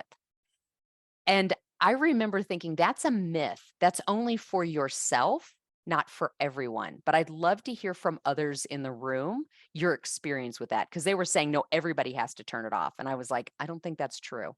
Okay. I'm seeing some nodding heads here. I don't think so. I think it's just the person who's having the issue. Yep. All right. I will Anyone? say the other thing about the virtual backgrounds is it jumps around a lot. So if the person has it on, it goes funny. Like they have to have enough bandwidth to support their virtual background, and they don't realize it. If you ever seen the ones who have it and they move their heads and you see half their head for a moment and it catches up again. Yeah.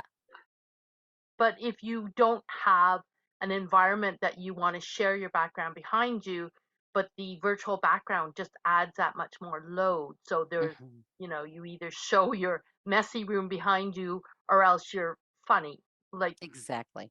Yeah. So thank you for reminding us of that, because as tech hosts, if we're noticing that in a, say, a discovery meeting with the presenter, we're like, oh, this is a red flag. Let's let them know that. Let's double check their speed, making sure that they have everything else, that they're not putting a lot of load on their end. And so that's a really great indicator. And that could be the same for the participants as well, if we have a concern about their speed. So I love that you've added that. And so now we know, I think, or we've come to a consensus that it's just the person that's having an issue to turn it off. Yeah, Mary, you have a But the question. other option we might suggest is blur, because it doesn't take as much bandwidth. Yeah, it doesn't. But and at the same time, if you hold up a white piece of paper, it becomes blurry too. Yeah, good. Well, I think we've all seen these kind of things. I'm glad we got some clarity around them. All right. And video backgrounds are fun and super distracting. So I have seen where people, I have a really great friend, Trent, and I think Brian has done it too. And some of you know them, that they will make videos of themselves, of their own room, walking in and out of the room. And it's just a trip. It's kind of fun. So there's some fun things you can do with those video backgrounds. All right. Immersive view, allow hosts to curate case-specific scenes such as classroom or boardrooms of their meeting webinars. Has anybody used the immersive view for any practical reason? I mean, sometimes I have people go into immersive view just because it's fun. It's not necessary. I'm with you there. All right. So immersive view, it literally puts you in a room where you look like you're all sitting maybe in an auditorium or in an office, that kind of thing. It's just kind of fun. I just have it on sometimes for fun. Focus mode, a mode that shows only hosts and co-hosts videos and profile pictures during a meeting. Focus mode can be found in the more menu. Oh, okay. So I have this turned off whenever I want to show only hosts and co-hosts. Okay, videos and profile pictures during a meeting. Yeah, whenever I just spotlight them, but we know in a video only the person talking is being in the video. But does anybody have this on, or do they use this, and why?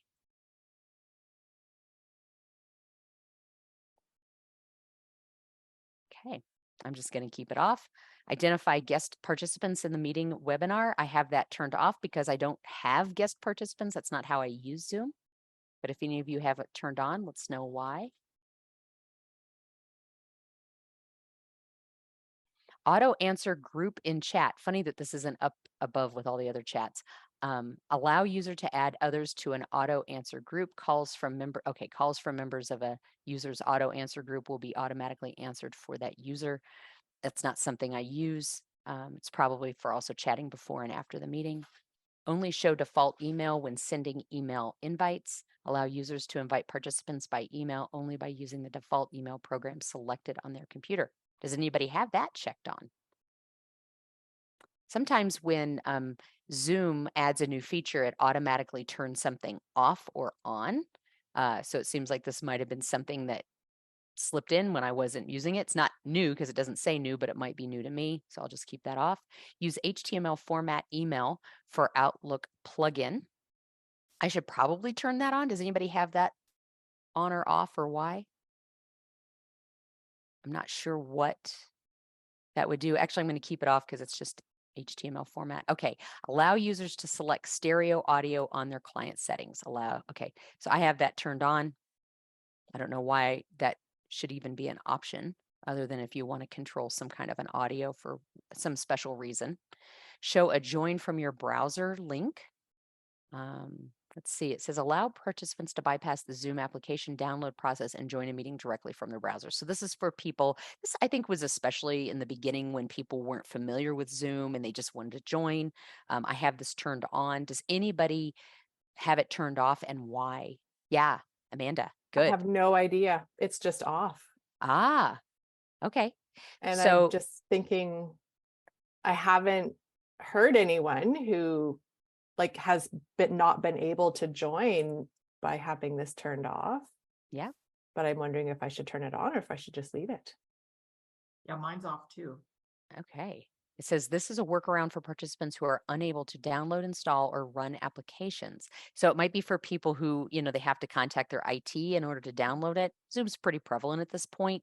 I think this was probably an early feature that they just didn't get rid of for whatever reason. Yeah, it says note that the meeting experience from the browser is limited. So again, if you have this turned on and someone says, hey, I can't do that. Well, not only is it because they don't have the latest version of Zoom, they don't have Zoom. So they just might not have the features. And so a great question is to say, oh, well, did you join from your browser? And they're like, I don't know. Well, did you click the link? So it went through the browser. So I turn this on just for ease so that like accessibility. But if you haven't had issues with that, Amanda, I wouldn't worry. But you might turn it on and just see if you notice anything different. All right. Show always join from browser option when joining from join.zoom.us. Allow account members to enable always join from browser when they join. And I have it turned off. So, and I think for this, I think I'm just going to go for the same reason Amanda had hers turned off. I was like, I don't know why. And I haven't heard anything. So fine, All right. Allow live streaming of meetings on Facebook, YouTube, and Twitch. I have those clicked because I have live streamed on each of those. So that's fine. For live streaming, it's going to be under probably more. You probably don't have that feature right now because I'm the host, but I can literally right now say, let's go live on Facebook, and we will be live on Facebook. And everybody would be able to see what I'm sharing and what we're doing here. And I do that from time to time when I just want to do a live stream. And if you want to learn how to do live streams, there's lots of videos on that. Show a custom disclaimer when starting or joining a meeting. Create your own disclaimer that will be shown. Okay, so I'm guessing this is sort of like when you join the meeting, it says this meeting is being recorded, right? That kind of thing. So I don't have that customized, but that could be a really great feature. If you want to make sure people know things like grab your pencil, I don't know, or just a disclaimer. You are about to run into a safe environment. Yes, or a brave environment. This actually came up when I was working with a client who's training like in other states, but where they are licensed to practice is in one state, but they can provide training. And their lawyer said, you might want to also just be clear, even though you're training other like providers, you want to include a disclaimer in your trainings that say, that say what I'm providing is like training. It's not considered to be treatment in this state or something like that, or in other states outside of whatever, so that would be an interesting, and they were talking about more it being an in-person one, but also I'm thinking, oh, if she's, doing this online, that might be a cool way to work that in there too. So that's great. So legal reasons, right? Are there any other reasons we would use a disclaimer when bringing people in?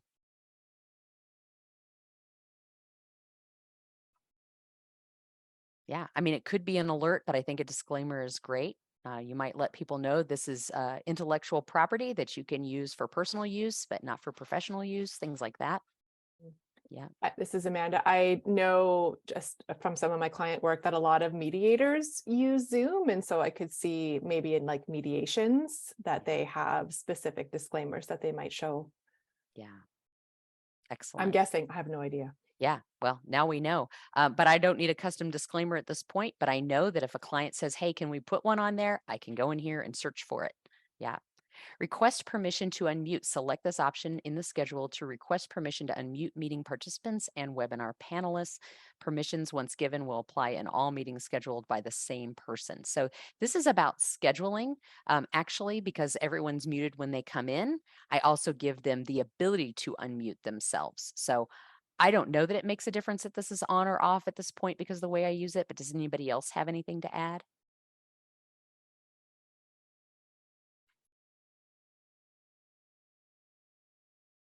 Okay, and then enable stop incoming video feature. Allow meeting participants to turn off all incoming video feeds on their screen. Does not affect other participant screens. To access this feature, click the view button at the top right corner of your screen.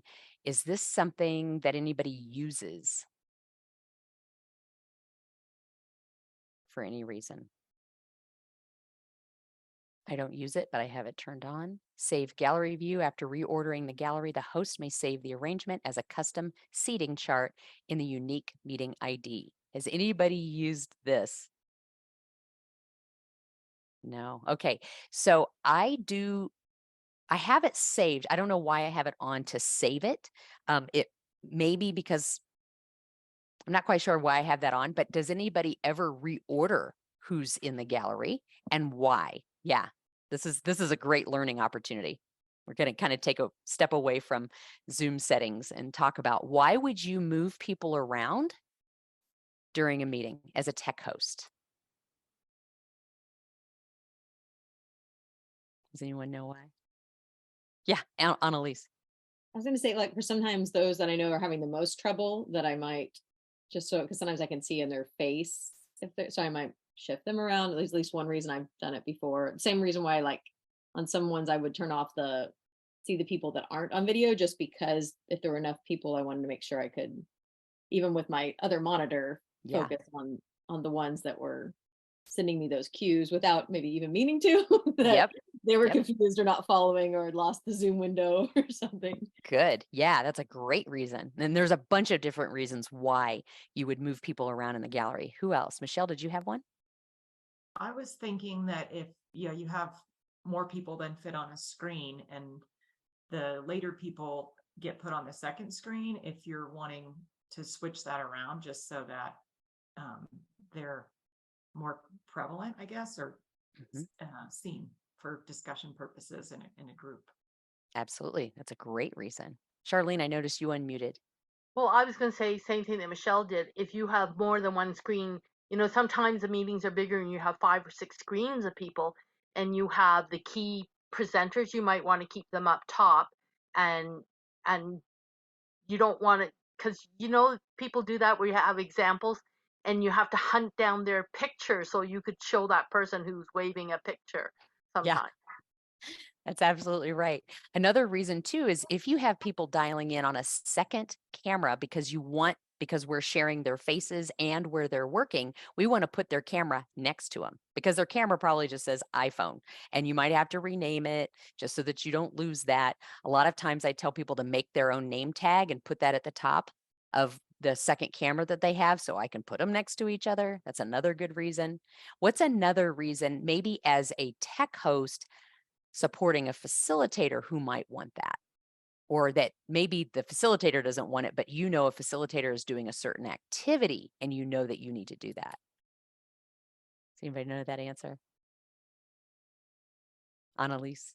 I don't know if this is maybe the specific example you're thinking about, but I think of, like, at least if if it's a small enough number that might have the answers, or a small group, then you might need to spotlight them, at least if you're not concerned about that for recording Mm-hmm. so it's easier to come back to that earlier point, not to have to hunt them down to spotlight them for that activity. Yeah. So Heather, are you talking about like releasing the specific order to everyone so then everyone can No, see I haven't who's even going gotten next? into that. Okay. But yes. So actually say more about that, because I think we're thinking the same thing, but I think we do it a different way. So yeah. Well, I think, like, for myself, I always move like my main presenters, co-hosts, like right up to the top so I can keep an eye on them and just like make visual eye contact with them. It feels like we're hosting together. Yeah. But then if you do have a specific order that you can then release to everyone. So if you're like doing a circle check-in and like everyone can follow the same order, as opposed to everyone showing a different order on their screen, as an example. Yes, excellent. So that's a feature that you can say, you can put everybody in an order and you can tell everybody to follow that order. So if they are looking at the Zoom screen, they're looking at all the participants and you've set everybody in a certain order for whatever reason, then they will see that same order. And then you know what order to go in. Now, for the same reason but a different function, the reason why I would move people around is if we're doing a round robin, but it's sort of random, right? Random robin, where people are just sharing something, but they're doing it randomly and the facilitator doesn't know, like they haven't been tracking who said what. If you put people in order, like this person's already talked, this person's already talked, whether you put them at the bottom or the top, doesn't matter. You're sort of tracking people by putting them in one place. And then if the facilitator says, who hasn't spoken, you can easily say, Jerry hasn't gone yet, without everybody just sitting there going, okay, I think we've all gone, or someone couldn't, that kind of thing.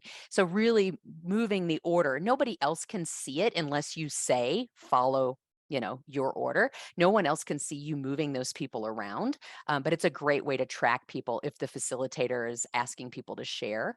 And sometimes I personally will do that, even if it's not everybody has to share, but I will do that. And pretty soon I'll notice that there are people that didn't share. And I will give that information back to the facilitator if I think it's relevant.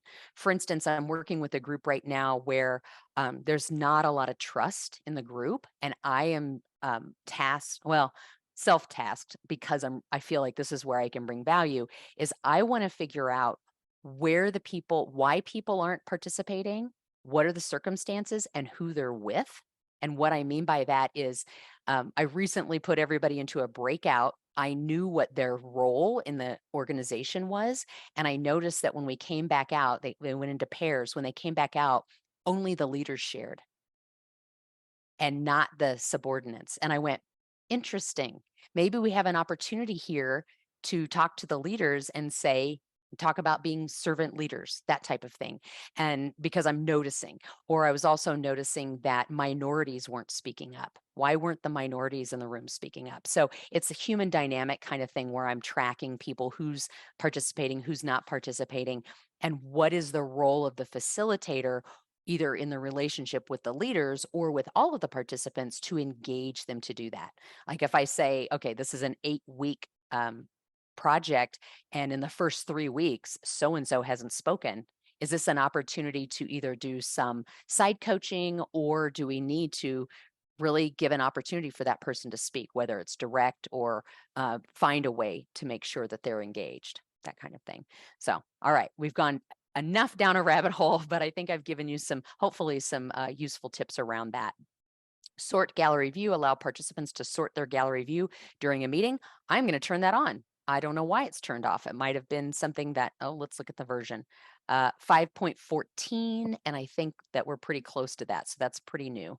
Allow users to join external webinars and events through Mesh in the local area network. Let's see if the external accounts have allowed Mesh for any participants to join their webinars events. Some devices might be reported to Zoom Mesh parents to distribute audio. All right, this is a big question. Does anybody know what this means? Nobody knows. So I have what's called a mesh device, but I don't think it is. I don't know if it's the same thing as this. And a mesh device is like having an extra router or something, like in your house, to be able to boost the signal. So I'm just going to leave that off. It hasn't affected me. So I think, but actually I'm going to take a picture of that and do a little bit of research. All right, calendar and contacts automatically sync Zoom calendar events information bidirectionally between Zoom and integrated calendars. I don't know when that came in, but I have it checked off. Does anybody use this, and why? We're still doing things the manual way. Well, I think because Zoom in some ways is kind of trying to become like an office suite where everything is integrated in Zoom, like it has its own client and its own chat and all of that. So I wonder if that has to do with that. Yeah. And you know what? Zoom doesn't need to know my business.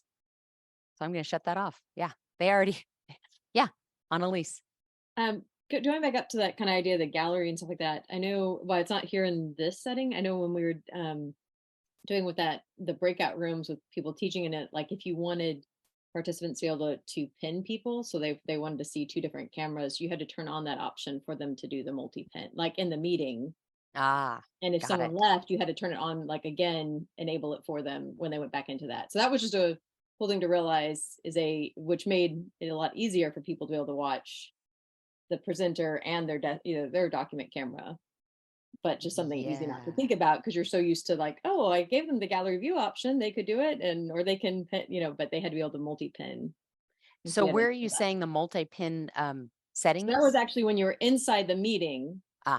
You have to do it there, which is just kind of interesting. At least I didn't find it in my settings. If there was a set, like I would thought that would have been kind of cool setting to have the master level, but it had, because I noticed like if someone left that meeting and they went back, I had to give them that option again to that particular breakout room. It's not like they carried it. Yeah, anytime they come back from a breakout room. Same with simultaneous language interpretation. You have to re-enable that when you come back from breakout rooms. I think it's done right at That's the too bad. participant, isn't it, Annalise? Like you hover on a particular participant and Yeah. enable multi-pinning. I had to go in like for each individual one, yeah, and do the multi-pinning, which I thought was interesting too. It wasn't like, so I had to ask like, do you have this option? Like, let me know so I can make sure I got you all. Like, yeah. Good to know.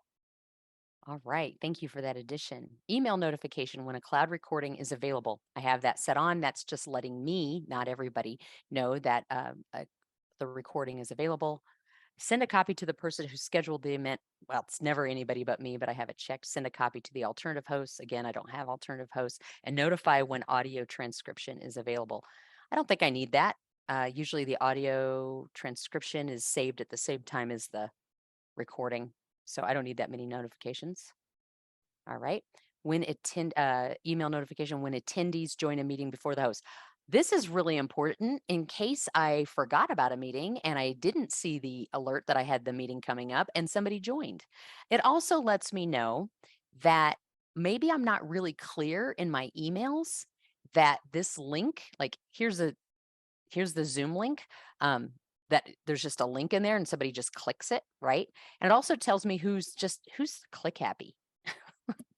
Or it can also tell me that if a bunch of people click it an hour before I'm there, I'm like, they're in a different time zone. And especially because sometimes different countries change their time zones at different times. I know sometimes Europe is a few weeks off from the United States. This tells me that I was not clear, or maybe I didn't put in, here's click here to find your own time zone, that kind of thing. It kind of gives me just a little bit of extra data. Now, some people might be totally annoyed by that and not want to know it, but for me, it's another piece of data. Email me when a meeting is canceled, notify when the hosts and participants when the meeting is canceled. Sure, why not? When an alternative, it might also take it off their calendar. When an alternative host is set or removed from a meeting, I don't really use alternative hosts. Maybe you use that. Go ahead and check that on. When someone scheduled a meeting for a host, again, I don't use that. When the cloud recording is going to be permanently deleted from the trash, I definitely use that. Because sometimes I may forget that I didn't download something. I usually have it as part of my workflow, but it's just a reminder too. And honestly, the reason why I have this on here is if you've ever had a lot of meetings in 1 month that you've downloaded and you're paying for cloud storage, that's almost like an indicator to me is, you know what, I should go in there and see how many meetings are in there, maybe delete some so that I don't go over. All right. We're finally getting to the end of page 1. Hide potentially sensitive information on mobile task switcher. Who is using this? I have it turned on, but I don't think I use it.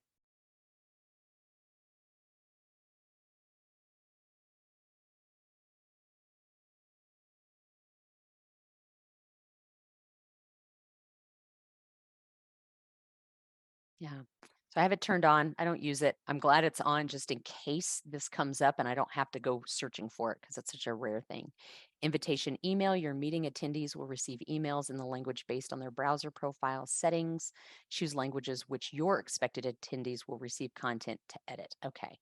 So this is great. If you want, you can send yourself a preview email. I'm just going to send that. I'll look at it later. Schedule privilege. You can assign users in your account to schedule meetings on your behalf. You can also schedule meetings on behalf of someone who's assigned you scheduling privilege. Okay, I will say, and this happened a long time ago, but I did have a friend who had her own Zoom account, but someone made her, I don't think it was a scheduled privilege. I think it was like made them some type of a, maybe I need to go back up to the top, someone that can actually, like a host, alternative host, that kind of thing, and it messed up her account. And so just make sure that if someone adds you, just check your own settings, make sure that you have all your functionality. Again, it happened a long time ago, so I don't think it's a big deal. This integration authentication, you may need this key someday if you are doing some live streaming on like OBS and things like that. So just know that that's what that integration authentication is sometimes used for. All right. Woohoo. We are done with the very first part. Oh, I have to slide up manually. Let's go to recording. This, I believe, is pretty important. The rest of these pieces get less and less important. The pages get shorter. If you need to drop off, because I know that we've been at this for a little over 2 hours, I completely understand. This recording will be shared with you. But I do want to talk about this recording because this is pretty important if you are there to save recordings that are going to be saved and shared out with people, which a lot of people do. I'm still working with clients that don't record, and they do that because they want to make sure people show up and it's a very authentic meeting, that it's going to happen one time and there's value in that. So I do have both cloud recording or local recording and cloud recording on. Local recording is going to record to my computer. And I believe this is something that I set when I set the meeting. I almost always have it be on the cloud. The only time I do local recording meetings for me personally is when I am using my PMI. And honestly, that's when I'm doing how-to videos. I'm doing it locally because right away I'm going to download it, do the post-production, and share it out for the most part. So local recording, that's going to go on your computer. I do save the chat messages, and I do save the closed caption as a VTT file because that's a file that I can upload if I want the closed captions to be with the video. I believe you can use this on YouTube. I know that I've used it for some of my videos that I have in Tech Host Academy. So that VTT file is that file that actually needs to go with the video to save that. That's if you're going to download the video and upload it somewhere else. If you're just saving out the recording from the cloud to folks, you don't need that. So advanced local. Yeah. I'm not noticing I have this option like under settings. I don't see anything about recording. So at the top, are you at recording? Oh, okay. Yeah, we just switched. Yeah, no worries. So we're in the second page now of settings recording. And then advanced local recording settings, host can give meeting participants permission to record locally. I don't have that checked because I might be sharing information I don't want them to have. Now, I think they can ask permission and you can say yes, but again, I don't have that checked. Maybe you don't care and you want them to be able to do it. And I might have had this turned on for a little while when I was doing a lot of coaching where I wanted them to record it so that I didn't have to deal with the recording. That might be one reason why you're doing it, because you're having a one-to-one or you want everybody to be able to have the recording so you don't have to deal with it. But if you're working with intellectual property, especially someone else's that's a presenter, you don't want them to be able to record. Cloud recording, allow hosts to record and save the meeting on the cloud. Again, I think there's like a minimum, like you can have like a gig or two and then it'll start charging you. I know I pay for extra cloud recording. If you started to pay for extra cloud recording, say a few years ago, go back and see if you can see what you're paying. Because I found out about 6 months ago that I was still paying my original fee. And then I went back and I was paying like $40 a month. And now I pay $10. So go back and look at your pricing structure because it actually went down. And I think it's because they raised the price. They redid the pricing structure. And so just go back from time to time and check how much you're paying for cloud recording. All right. So I click these are my settings and I'm going to read through them just to make sure that I have them right. Click active speaker within a shared screen. That's great. I will tell you that you can override that by spotlighting someone. Record gallery view with a shared screen. I definitely have that, even though I don't always use it. Sometimes I may need it in post-production. So I'm almost always sharing out this first one when I'm sharing a link, but I still have that there just in case. Record active speaker, gallery view, and shared screen separately. I used to have this checked when I did a lot of post-production for clients because we wanted to really make this meeting look like there was a lot happening in it, but I don't do it anymore. And it just takes up gobs of space. We're talking tons of iCloud space. Record audio only files. I do that because I work with a client who wants just the audio after we're done. So just know that that's an option. The audio files aren't as big as the video files, so I just leave it on, even though I don't work with her as much as I work with everyone else. So record one audio file for all participants. I do that because the reason why you would have for separate audio file for each participant, if you wanted to pull those out and do voiceovers, post-production reasons. But I don't do much of that, so I have that unchecked. Record sign language interpreter. I would have that checked on, even if you don't use it all the time, but it's there if you need it. Save chat messages from the meeting and webinar. Absolutely. All right. Add time stamp to the recording. I think that's so annoying. Some people have that. I don't use it, but others may. Display participants' names in the recording. I want to protect people. Now, if for some reason you had a reason to turn that on, great, but I don't. I want to protect people's identities as much as I can. Record thumbnails when sharing. Sure. Optimize the recording for third-party viewer editor. Does anybody know? Does anybody use that and why? Yeah.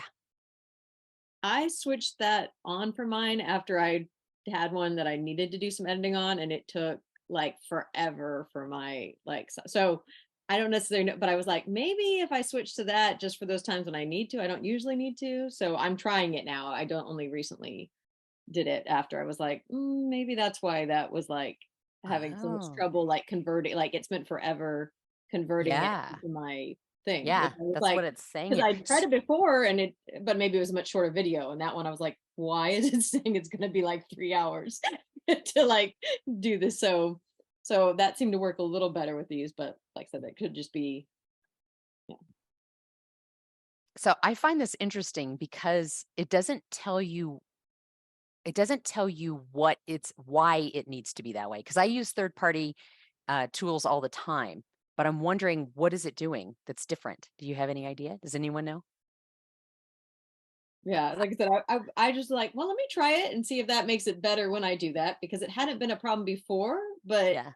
that was the only thing I could think to try to make it better after that had happened. So, but Is that's it? interesting to know that you haven't seen an issue, because I was like, maybe that, because that was actually something I had on my list for when we got to it. I've always had it checked because I do so much post-production, but at the same time, it does take forever. Like I have to usually wait.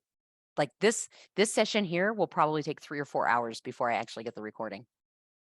And so that I always, now I understand why some guilds can like turn it around in an hour. I'm like, how did they get that out so fast? And it's because they're just sharing the Zoom on the cloud probably without this checked.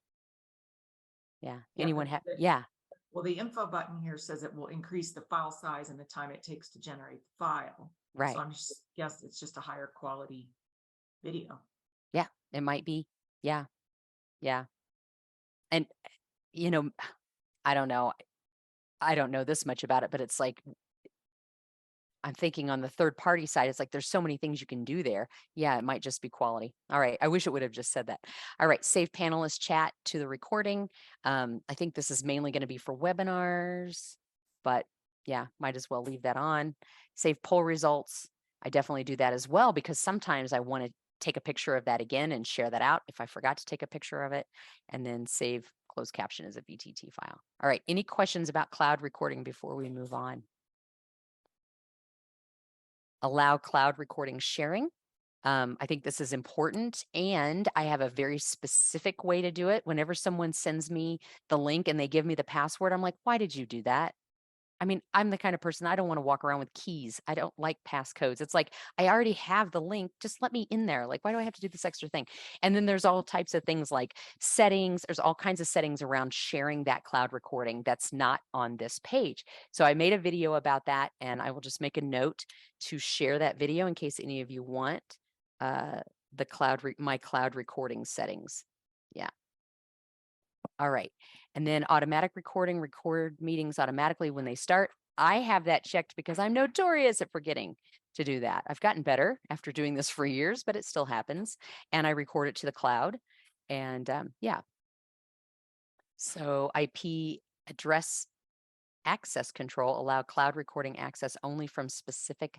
Yeah, I have turned that off because it's not important to me. It's not something I use. Require users to authenticate before viewing cloud recording. So this I would use if I normally had people register and then only the people that registered could see it. But because I use Zoom in so many different ways, I don't use this. Some people may have a workflow and a protocol, and that's fine. It's just I need some more flexibility for the way that I use Zoom. Set recording as on demand by default. Users must register before they can watch the recording.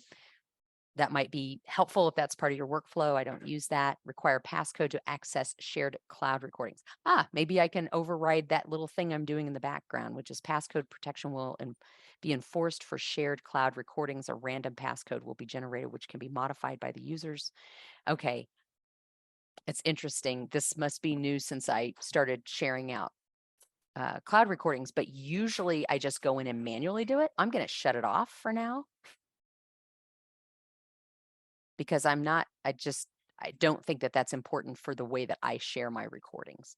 And I'm just going to notice next time I do it, can I still go in and customize that? Viewers can see the chat. I think that's important. So many people say, will the chat be with the video? And if the video is shared via Zoom and you have this checked, yes. If you are downloading it and then uploading it to another, whether it's Vimeo or YouTube or another platform, no, they're not going to see the chat. That's why the formatted chat can be so valuable. But I do have it turned on for Zoom. Delete recording after specific number of days. I have mine set to 30 because I get billed on a monthly basis. But you can go in when you go to share that recording and make it a custom time. It could be 90 days. It could be 7 days, that type of thing. And then host can delete cloud recording. Funny that that's grayed out. Allow the host to delete the recordings. If this option is disabled, the recordings cannot be deleted. Oh, that's fine.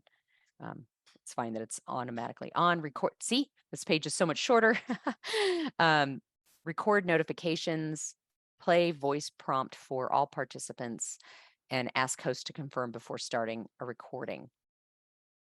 It's funny, I don't get a confirmation to confirm, so I don't know why that check mark is there and why that works, but I do like that voice prompt. Does anybody have that turned off, and why, other than, yeah. I have it turned off. I just found it just a bit jarring. Yeah. And because the written prompt comes up, and I always, if we are recording, I always speak it in. So there is a verbal confirmation of it, but I turned the verbal prompt off. Okay. So do you have it set to guest only or no one? No one. Okay. Can anybody tell me why you would have it on? Because there is a reason. I'm guessing for GDPR reasons, to make sure that international clients know that they're being recorded. Just another extra one, but I think for the reason that you said, Amanda, that there's a written prompt that you actually say, got it or leave. I'm just going to set mine to no one either. So thank you. Yay. You just saved us from another odd voice booming from the sky. Recording notifications. Phone users, by default, phone users will hear one audio notification indicating that a recording has started. Interesting. Require phone users only to press 1 to consent, and then multiple notifications for phone users. What does everybody else have here? You have it different, or is it the same? Is it the same, or do you know why?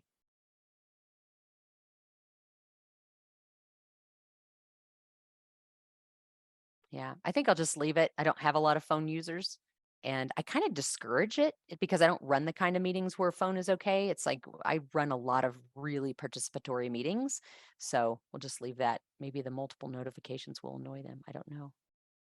Yeah, okay, starts and restarts, informing participants that the meeting is being recorded. I don't know that that's necessary, actually. We'll just leave that. Okay, so I'm going to scroll back up. We're changing to the next page, which is audio conferencing. I actually don't use any type of audio conferencing. Does anybody need this information? I do mask this phone number in the participant list just to protect people's identities. If there are people online, they're like, oh, somebody's phone number, whatever. Short page, collaboration devices. I don't know. Does anybody know what this is? I'm going to take a picture. No, I don't have anything on that page. Okay. Yeah. So it looks like this is probably I have an Amazon device that helps me increase I'm guessing that's my Zoom home device that helps me increase my resolution. Hey, Heather, sorry. Yeah. Can you go back to the audio conferencing? I just want to see, I didn't catch it. Oh, so you have the show international numbers link turned off. Uh-huh. I do, because I'm still trying to dissuade people from using their phone. Gotcha. Yeah. Yeah. And then I'll scroll down in case anybody needs to see these. Most of my people, actually, this is actually incorrect. Most of my people in my larger classes are usually dialing in from Germany, but some of my smaller classes, it's almost US based. So I just have it US based. And back to the collaboration devices. Yeah. There on mine, it says I have nothing configured, but there's a link to show you what kind of devices and to select devices. Excellent. All right, great. Zoom apps, oops. Sorry about that. I just clicked off of something for a second. Here we go, Zoom apps. Show Zoom apps button in the Zoom interface for quick access to productivity tools. Okay, this may be where we had an issue a few months ago where we were playing with Zoom apps. I have apps on my control bar. I don't know if any of you have that. And then there is a quick launch button. So I have it checked. And if anybody wants to talk about Zoom apps, let's dive deep into that into a next upcoming session for sure. All right, whiteboard. I haven't seen this one in a while. This is probably a little bit longer. I use the whiteboard, still the older whiteboard. I've been starting to use the new whiteboard for recently, but I didn't for a long time because the beta version was just so stinky. But I know they needed us to use it. It's just that it was not very productive. Okay, so in meeting whiteboard, allow export of whiteboard content. I have that turned on for everybody. Allow participants to share the whiteboard. Again, I want to make sure that it's only me when I'm sharing, or that I can take over just because of Zoom Bomber, just for security. Out of meeting whiteboard. So I am letting people export that, but I don't use it a lot myself.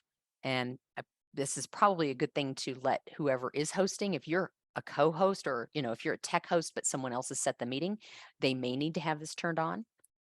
Whiteboard sharing defaults, default access level says only invited users or me. I don't know why anyone is not checked. Let's find out. Okay.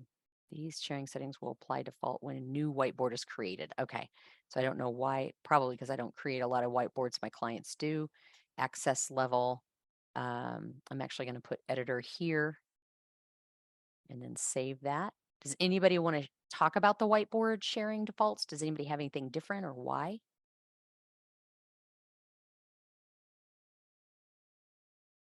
Okay, I'll keep this default advanced sharing settings on so users can share below their permission level.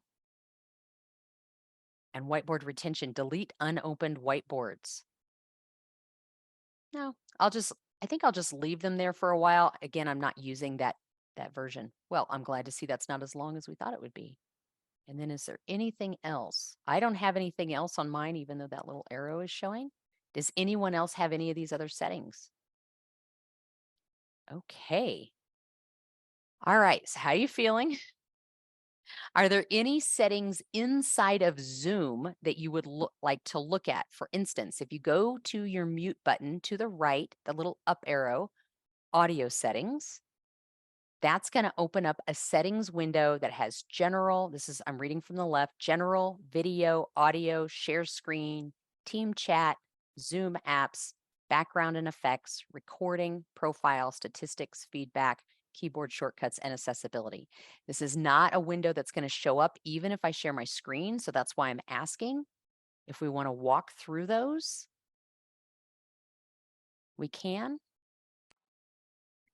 Let me just do a quick test to see if it will, but I don't believe it will. Hold on a second. Where are those settings that you are talking about beside the mute button? Yep, beside the mute button or beside the stop video button, there's a little arrow. You can click that and it'll say either audio settings or video settings, and it'll open up the same window. I'm going to share my desktop. You're going to see everything that's on it, right? So you're going to see that I have my PowerPoint in the upper left. I have my Zoom window here, which I can close. Can you see the settings window in the middle?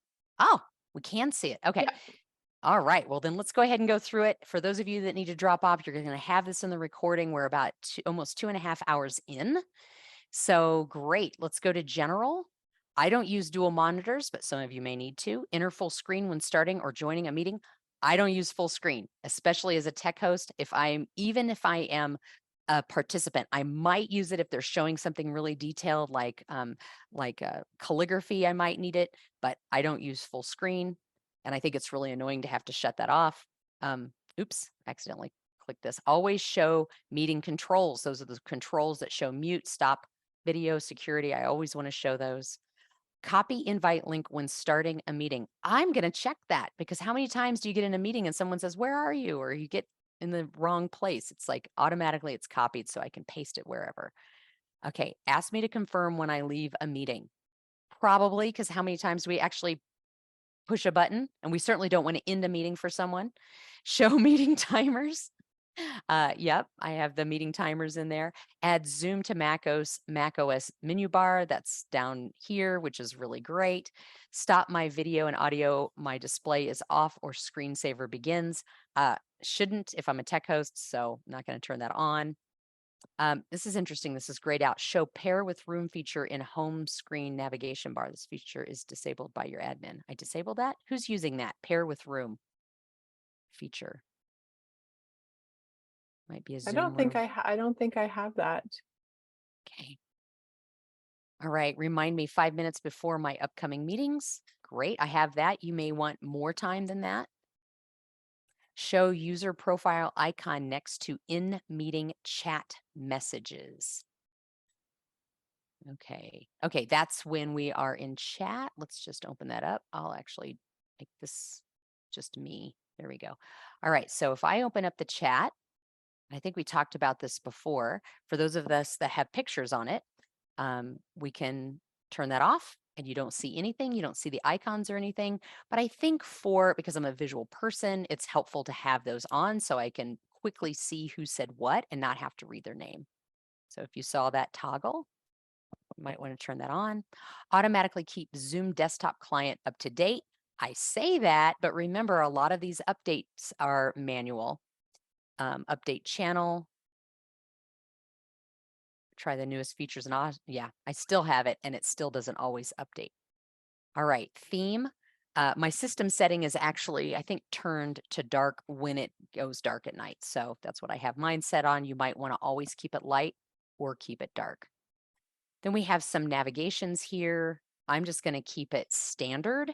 A lot of times I like to keep things standard because if my things are standard and other people are standard, it's easier for me to troubleshoot. And if I have something super customized, I'm like, why don't they have it? Oh, because I customized mine.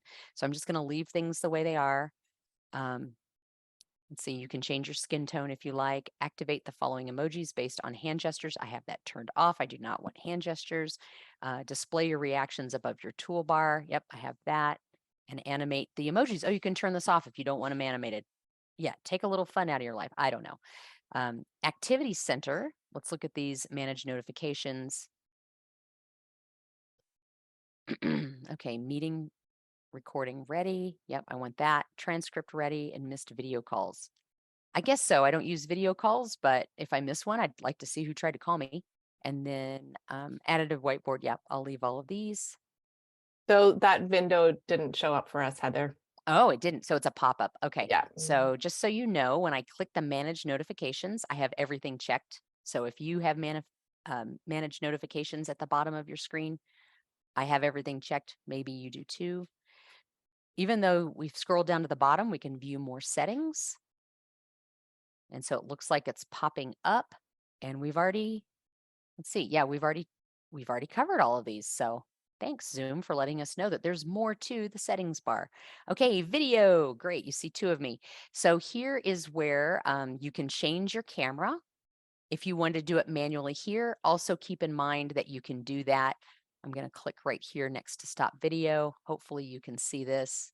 It shows all the different cameras I have and other things I want to do. These are just quick settings, so you don't have to go into the settings bar. Looks like I have my original ratio in HD. Now, why don't I have mirror my video? Because if I mirrored my video, my tech host would be backwards. Some people like mirror my video because they want to see a mirror of themselves, that they want to fix their hair or that it's just strange to see themselves. That mirroring my video always throws me off because I'm a lettering artist and I don't want to see things backwards. All right. So touch up my appearance. This is really great for those of you who say, you look so young. If you've ever seen me in person, you look so young on Zoom. It's because I have it just about a quarter of the way there. If you want to play with this, I know some people, and I can tell who you are, that you've got it all the way over. You're super blurry. Your face is blurry. But I have just enough to get rid of those fine lines. I have this adjust for low light on auto. Right now, I do not have my light above on. I will turn it on. Sorry for the pit shot. There we go. So you'll notice that really you're seeing me a little bit brighter. I have a little bit of a hot spot on my forehead. That's my only thing that's not great about that. But other than that, everything else in terms of the extra lighting is there. I do adjust for that low light though, because a lot of times when I'm tech hosting, I'd have the actual light off. It just adds more information in my eyes and it creates fatigue to have that light on. And so I keep it off for long sessions like this, or if I'm just tech hosting.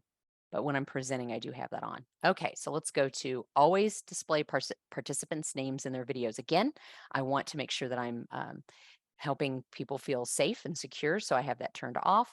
Stop my video when joining. Nope, I want my video on. Always show video preview dialog when joining. Yes, because I want to be able, that's the video, or that's the button that comes on that lets me see myself. That's when I get to go like this before I actually join the meeting to see if I have anything in my teeth.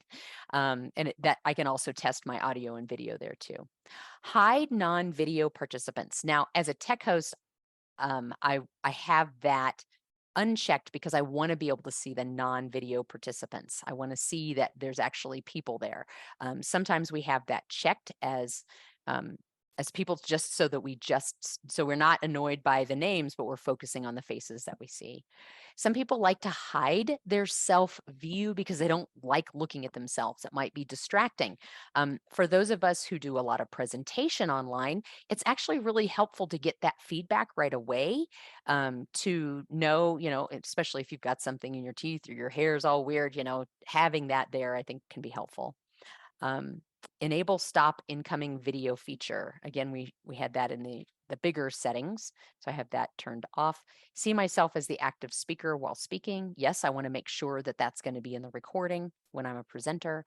Maximum participants displayed per screen. Now this is really good because a lot of people say, but I can only get 25 participants on a screen, or I've had people say we only want to allow 25 participants in the room because that's all I can get on my screen.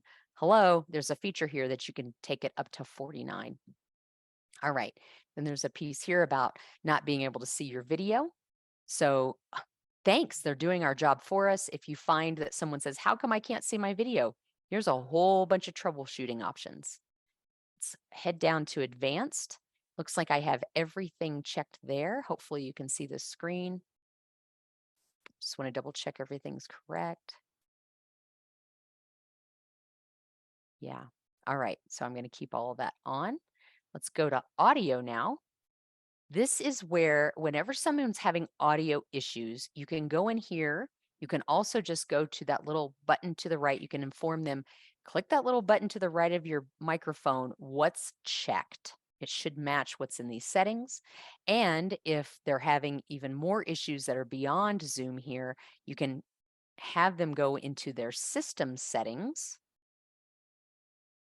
Go into sound, it might be different on a PC, and also make sure that what they're using is checked. They may have some different output or input devices to choose from. So those are the places to troubleshoot and check.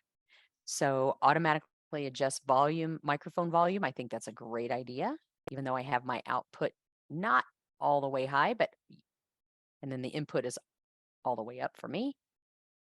Zoom optimized audio. Okay, so I recently changed my audio profile because I'm working with a group that does singing bowls and does different kind of musician types of things. And so I have turned off this optimized video, but I am going to go ahead and turn that back on. We'll see if anything changes. Actually, I'm going to turn it off.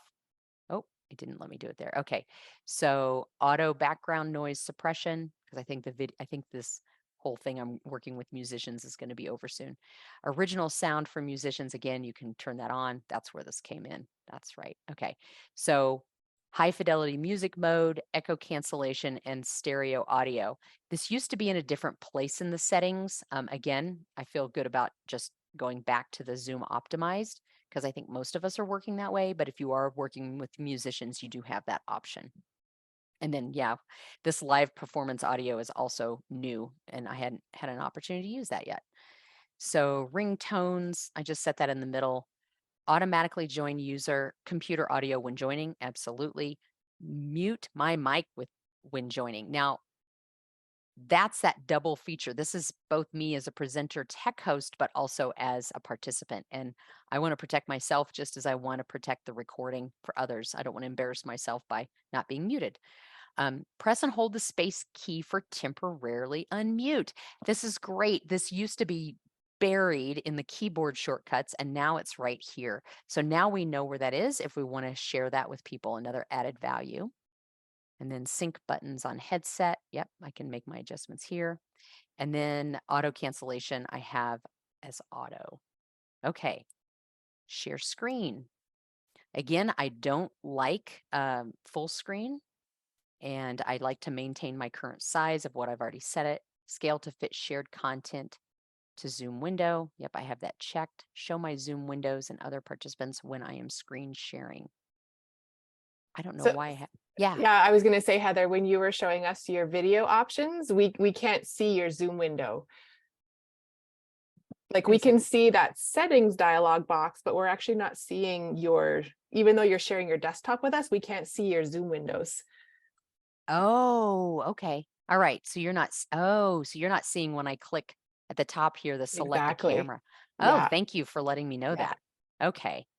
So Hopefully it made it was clear though, right? Like if you couldn't see it, did I explain it okay? was for me. Okay. All right. So, But but yeah, thank you for that that you want clarification. to have that toggled on likely if you want to show people your Zoom window. Right here.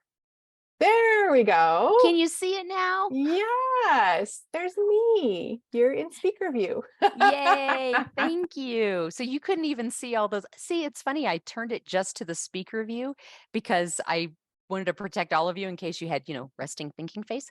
But at the same time, it was like, I didn't get to see you because, yeah, I turned that off and I wanted to be able to see all of you. Okay.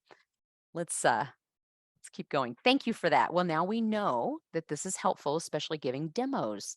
Side-by-side mode, I love this feature. I don't know how many of you use this, but I use it quite a bit. And when I'm working so why would I use it?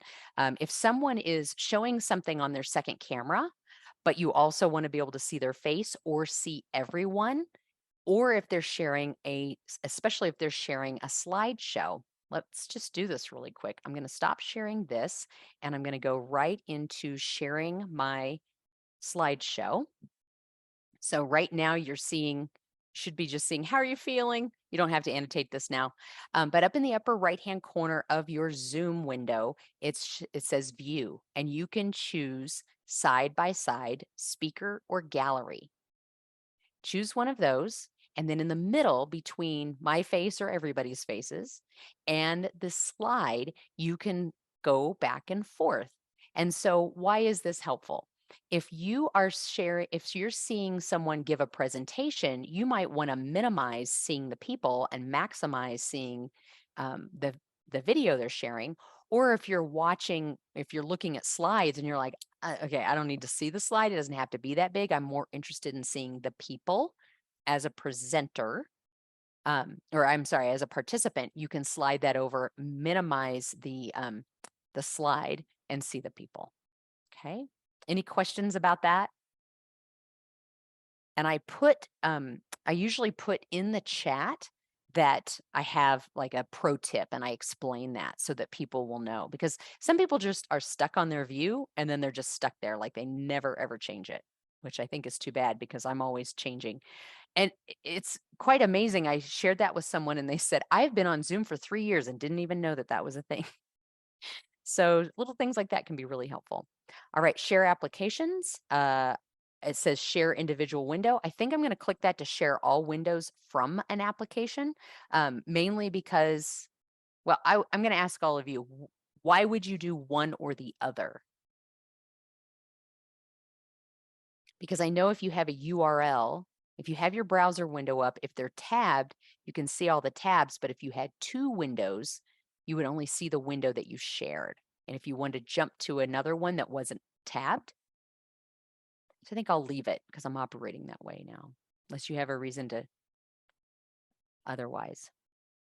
How are you leaving it? We're still just seeing the PowerPoint slide. What? That's no good. Let me share my full screen. Sorry about that. Yeah. Thank No, you that's all right. Thank you so much. Okay. Now you should be seeing my whole screen. We are. Oh my gosh. And it kept, that's interesting. It kept this Zoom meeting window. It usually doesn't do that. I'm going to stop sharing for a second. I don't know if you saw that, but, and it did it again. Okay. This is interesting. When I shared everybody, remember it just showed us over in the corner. Now it's showing this as well, which wasn't there before. Do you know what I mean? Like it just showed the participants, including me. And now it's showing my whole Zoom window. I don't know if that's a glitch. I don't know if Zoom just did something, but that's interesting. So, all right, let's go back here. If you want to shut off your videos, you may. Let's see. I'm going to leave the shared individual window because I don't need to show all the windows from an application at the same time. When I share my screen in a meeting, show all my sharing options. So for those who only share their entire desktop, that's what they'll see. Okay, this is if you have multiple monitors, it will show the primary desktop. That's why people would do it. Okay, I get it now. But I want to see all those sharing options. I don't know if I can show that, but we're going to find out. So under share screen here, you see the pop out where it shows all of these. Yep. Yeah. So you can change it from basic to advanced to files.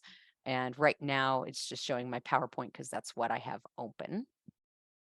Great. And when I share directly to a Zoom room, automatically share desktop, show all sharing options. Again, I want those all sharing options. Limit your screen share to so many frames per second. No, I think that's a bandwidth thing, but maybe someone else knows. I definitely want that green border around the shared content so I can track what's going to be in the recording, right? Yeah. And what am I sharing? So thank you for just telling me just now I was sharing the wrong thing. I apparently wasn't cued into that because I thought I did the right thing. Share selected app window only. That's interesting. Why wouldn't it be automatic? Does anyone know why that's not? Share selected app window only.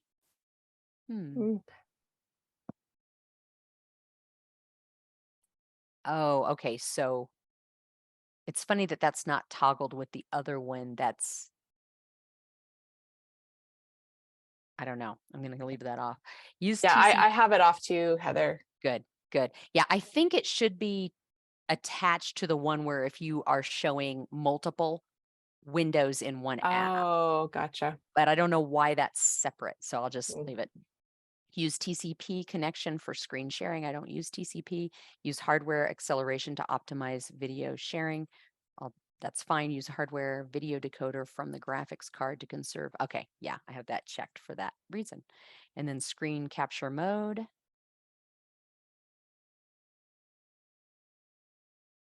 I'm just going to leave it on auto unless someone else has a reason why.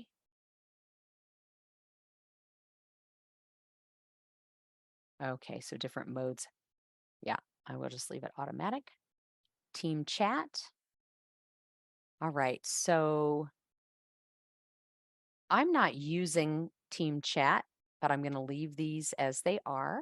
Customize the behavior of my sidebar, only allow. Yeah. Does anybody have a question on that? Allow one section open at a time. Organized by section. I'm just going to leave these.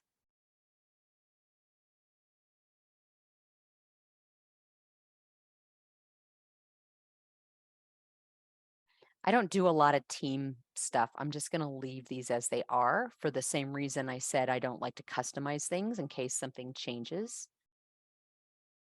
Yeah.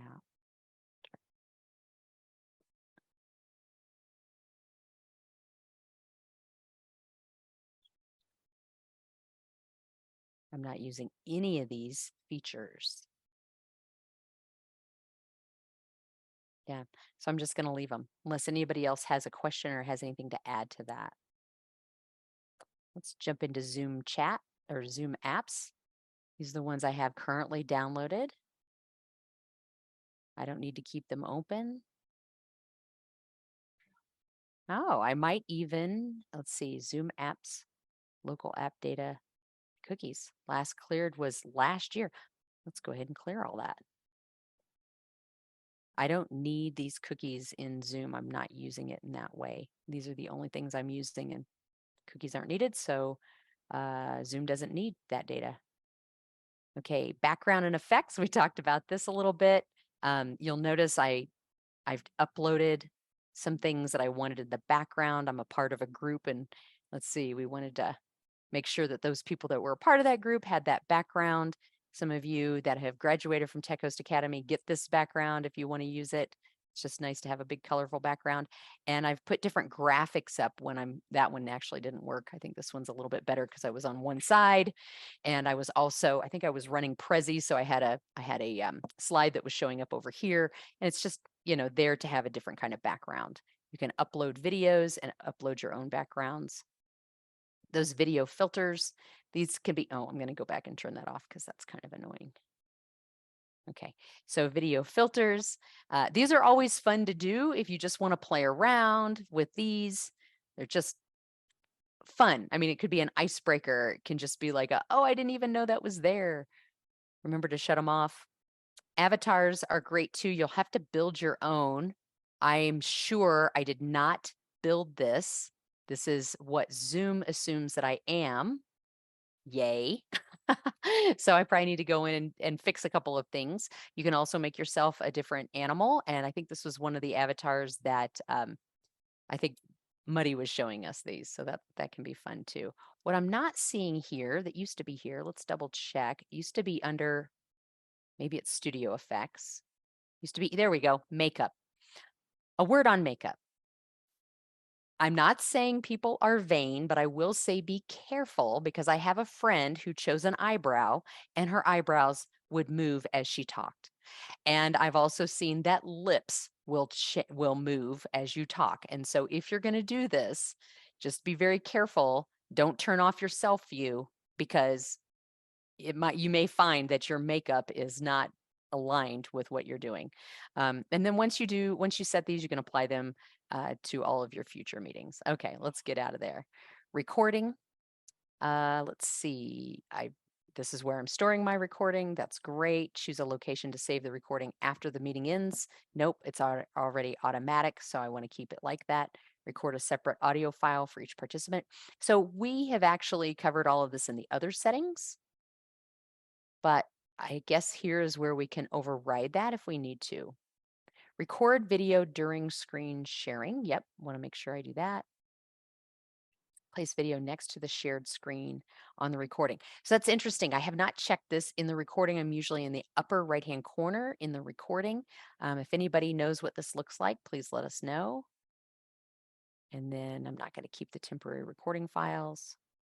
And this is great. Now I know how much is being used. And if I need to manage it, like if it's getting really close to the max, then I can click here. All right. And I like to know when a new recording is available. All right. Profile. There we go. This is just an easy way to be able to access that. Okay. So why is this part important? When we go to video, if you are dialing in right now, my resolution is 1280 by 720. That's high. That's really great. If it were down in the 300s, I would grab my Zoom home device. That's the Alexis. And I'd grab that and I would have it, I would plug that in, bring it in as another participant, and it would double that size. I'm pretty sure I can't get double this, so I'm not going to do it. And I usually don't do it on on things that I'm uploading to my own platform because I don't want it to be a huge file. I'm just going to end up compressing it anyway. However, I will add my Zoom home device to increase my resolution for those who are on a call if I'm doing something like calligraphy or something that's very detailed. So here's where you can submit feedback to Zoom if you want. Keyboard shortcuts. Again, I do not customize any of these as a tech host because I want everyone. Oh, it looks like I do have switching cameras on. I need to shut that off because it always doesn't work in my favor. Because I switch my cameras so often, if I do the command in, I would be going through all of my different cameras. I have too many cameras. Anyway, I am not going to change any of these shortcuts because I want it to align with other users. So if you've ever changed them and you're like, oh yeah, I want to be able to change them back because I want to be aligned with other users, you can just restore the defaults here. And then accessibility. So I'm actually going to increase the font size a little bit bigger, only because I want to see like how big can this go? This is just for me. So I would say knowing accessibility and what's in here is going to be really great for you because you can tell other people where to find that. If they say, hey, the captions are really small or the captions are too big, you know where to send them. You can also change the caption color. I think that the white and the yellow work great. Always show captions. That's totally up to you. Sometimes I have those on and then I turn them off just so I can see what the viewer is seeing. You can also move around captions now if you didn't already know that. Chat display size, I'm going to leave it at 100. Dim screen share video. I don't want to do that. I'll leave it. But that's really good. Oh, this is a really good feature. Automatically dim video when flashing images or visual patterns such as stripes are detected. So there, I know one teacher who I've told them over and over again, turn off your overhead lighting because they have fluorescent lights and they create those lines. So this would be really great to be for you individually. I don't know if it would work on their end for the recording, but to dim that so that it's not so bright. So if you have somebody that you're seeing those lines going through their video, you can dim that. What it does is you might still see them, but the contrast won't be as great. All right, screen reader alerts. I have all of these on. Not that I have a screen reader and need them, but again, just so that I can remember for myself that it's there. All right. Wow, we did it. How exciting is that? Those are Zoom settings, and that is a lot. So you don't have to annotate here, but love this slide. How are you feeling after all of these Zoom settings? I would probably change scared to overwhelmed. Are you full? Are you excited and can't wait to share with your clients? And so here's what I would say about sharing this with your clients. I'm going to ask you not to share the recording because there's so much here that's probably not applicable to them because of we're talking about facilitation or tech hosting, but I would say that note some of these key things that are important for your clients to know. And you might even want to go through these Zoom settings with your clients about once a year to every 6 months. It's a really great way for you to be in line with them, for them to feel confident about their Zoom settings and their controls. And it's just added value. One more thing here is want to remind you of our next upcoming Sandbox session, Thursday, June 15th, same time. And also, oh, thanks, someone did annotate, you're full. Yeah, I'm full too. But we will take a break in July. So we're going to skip our July session just to have a break, and we'll be back on August 3rd.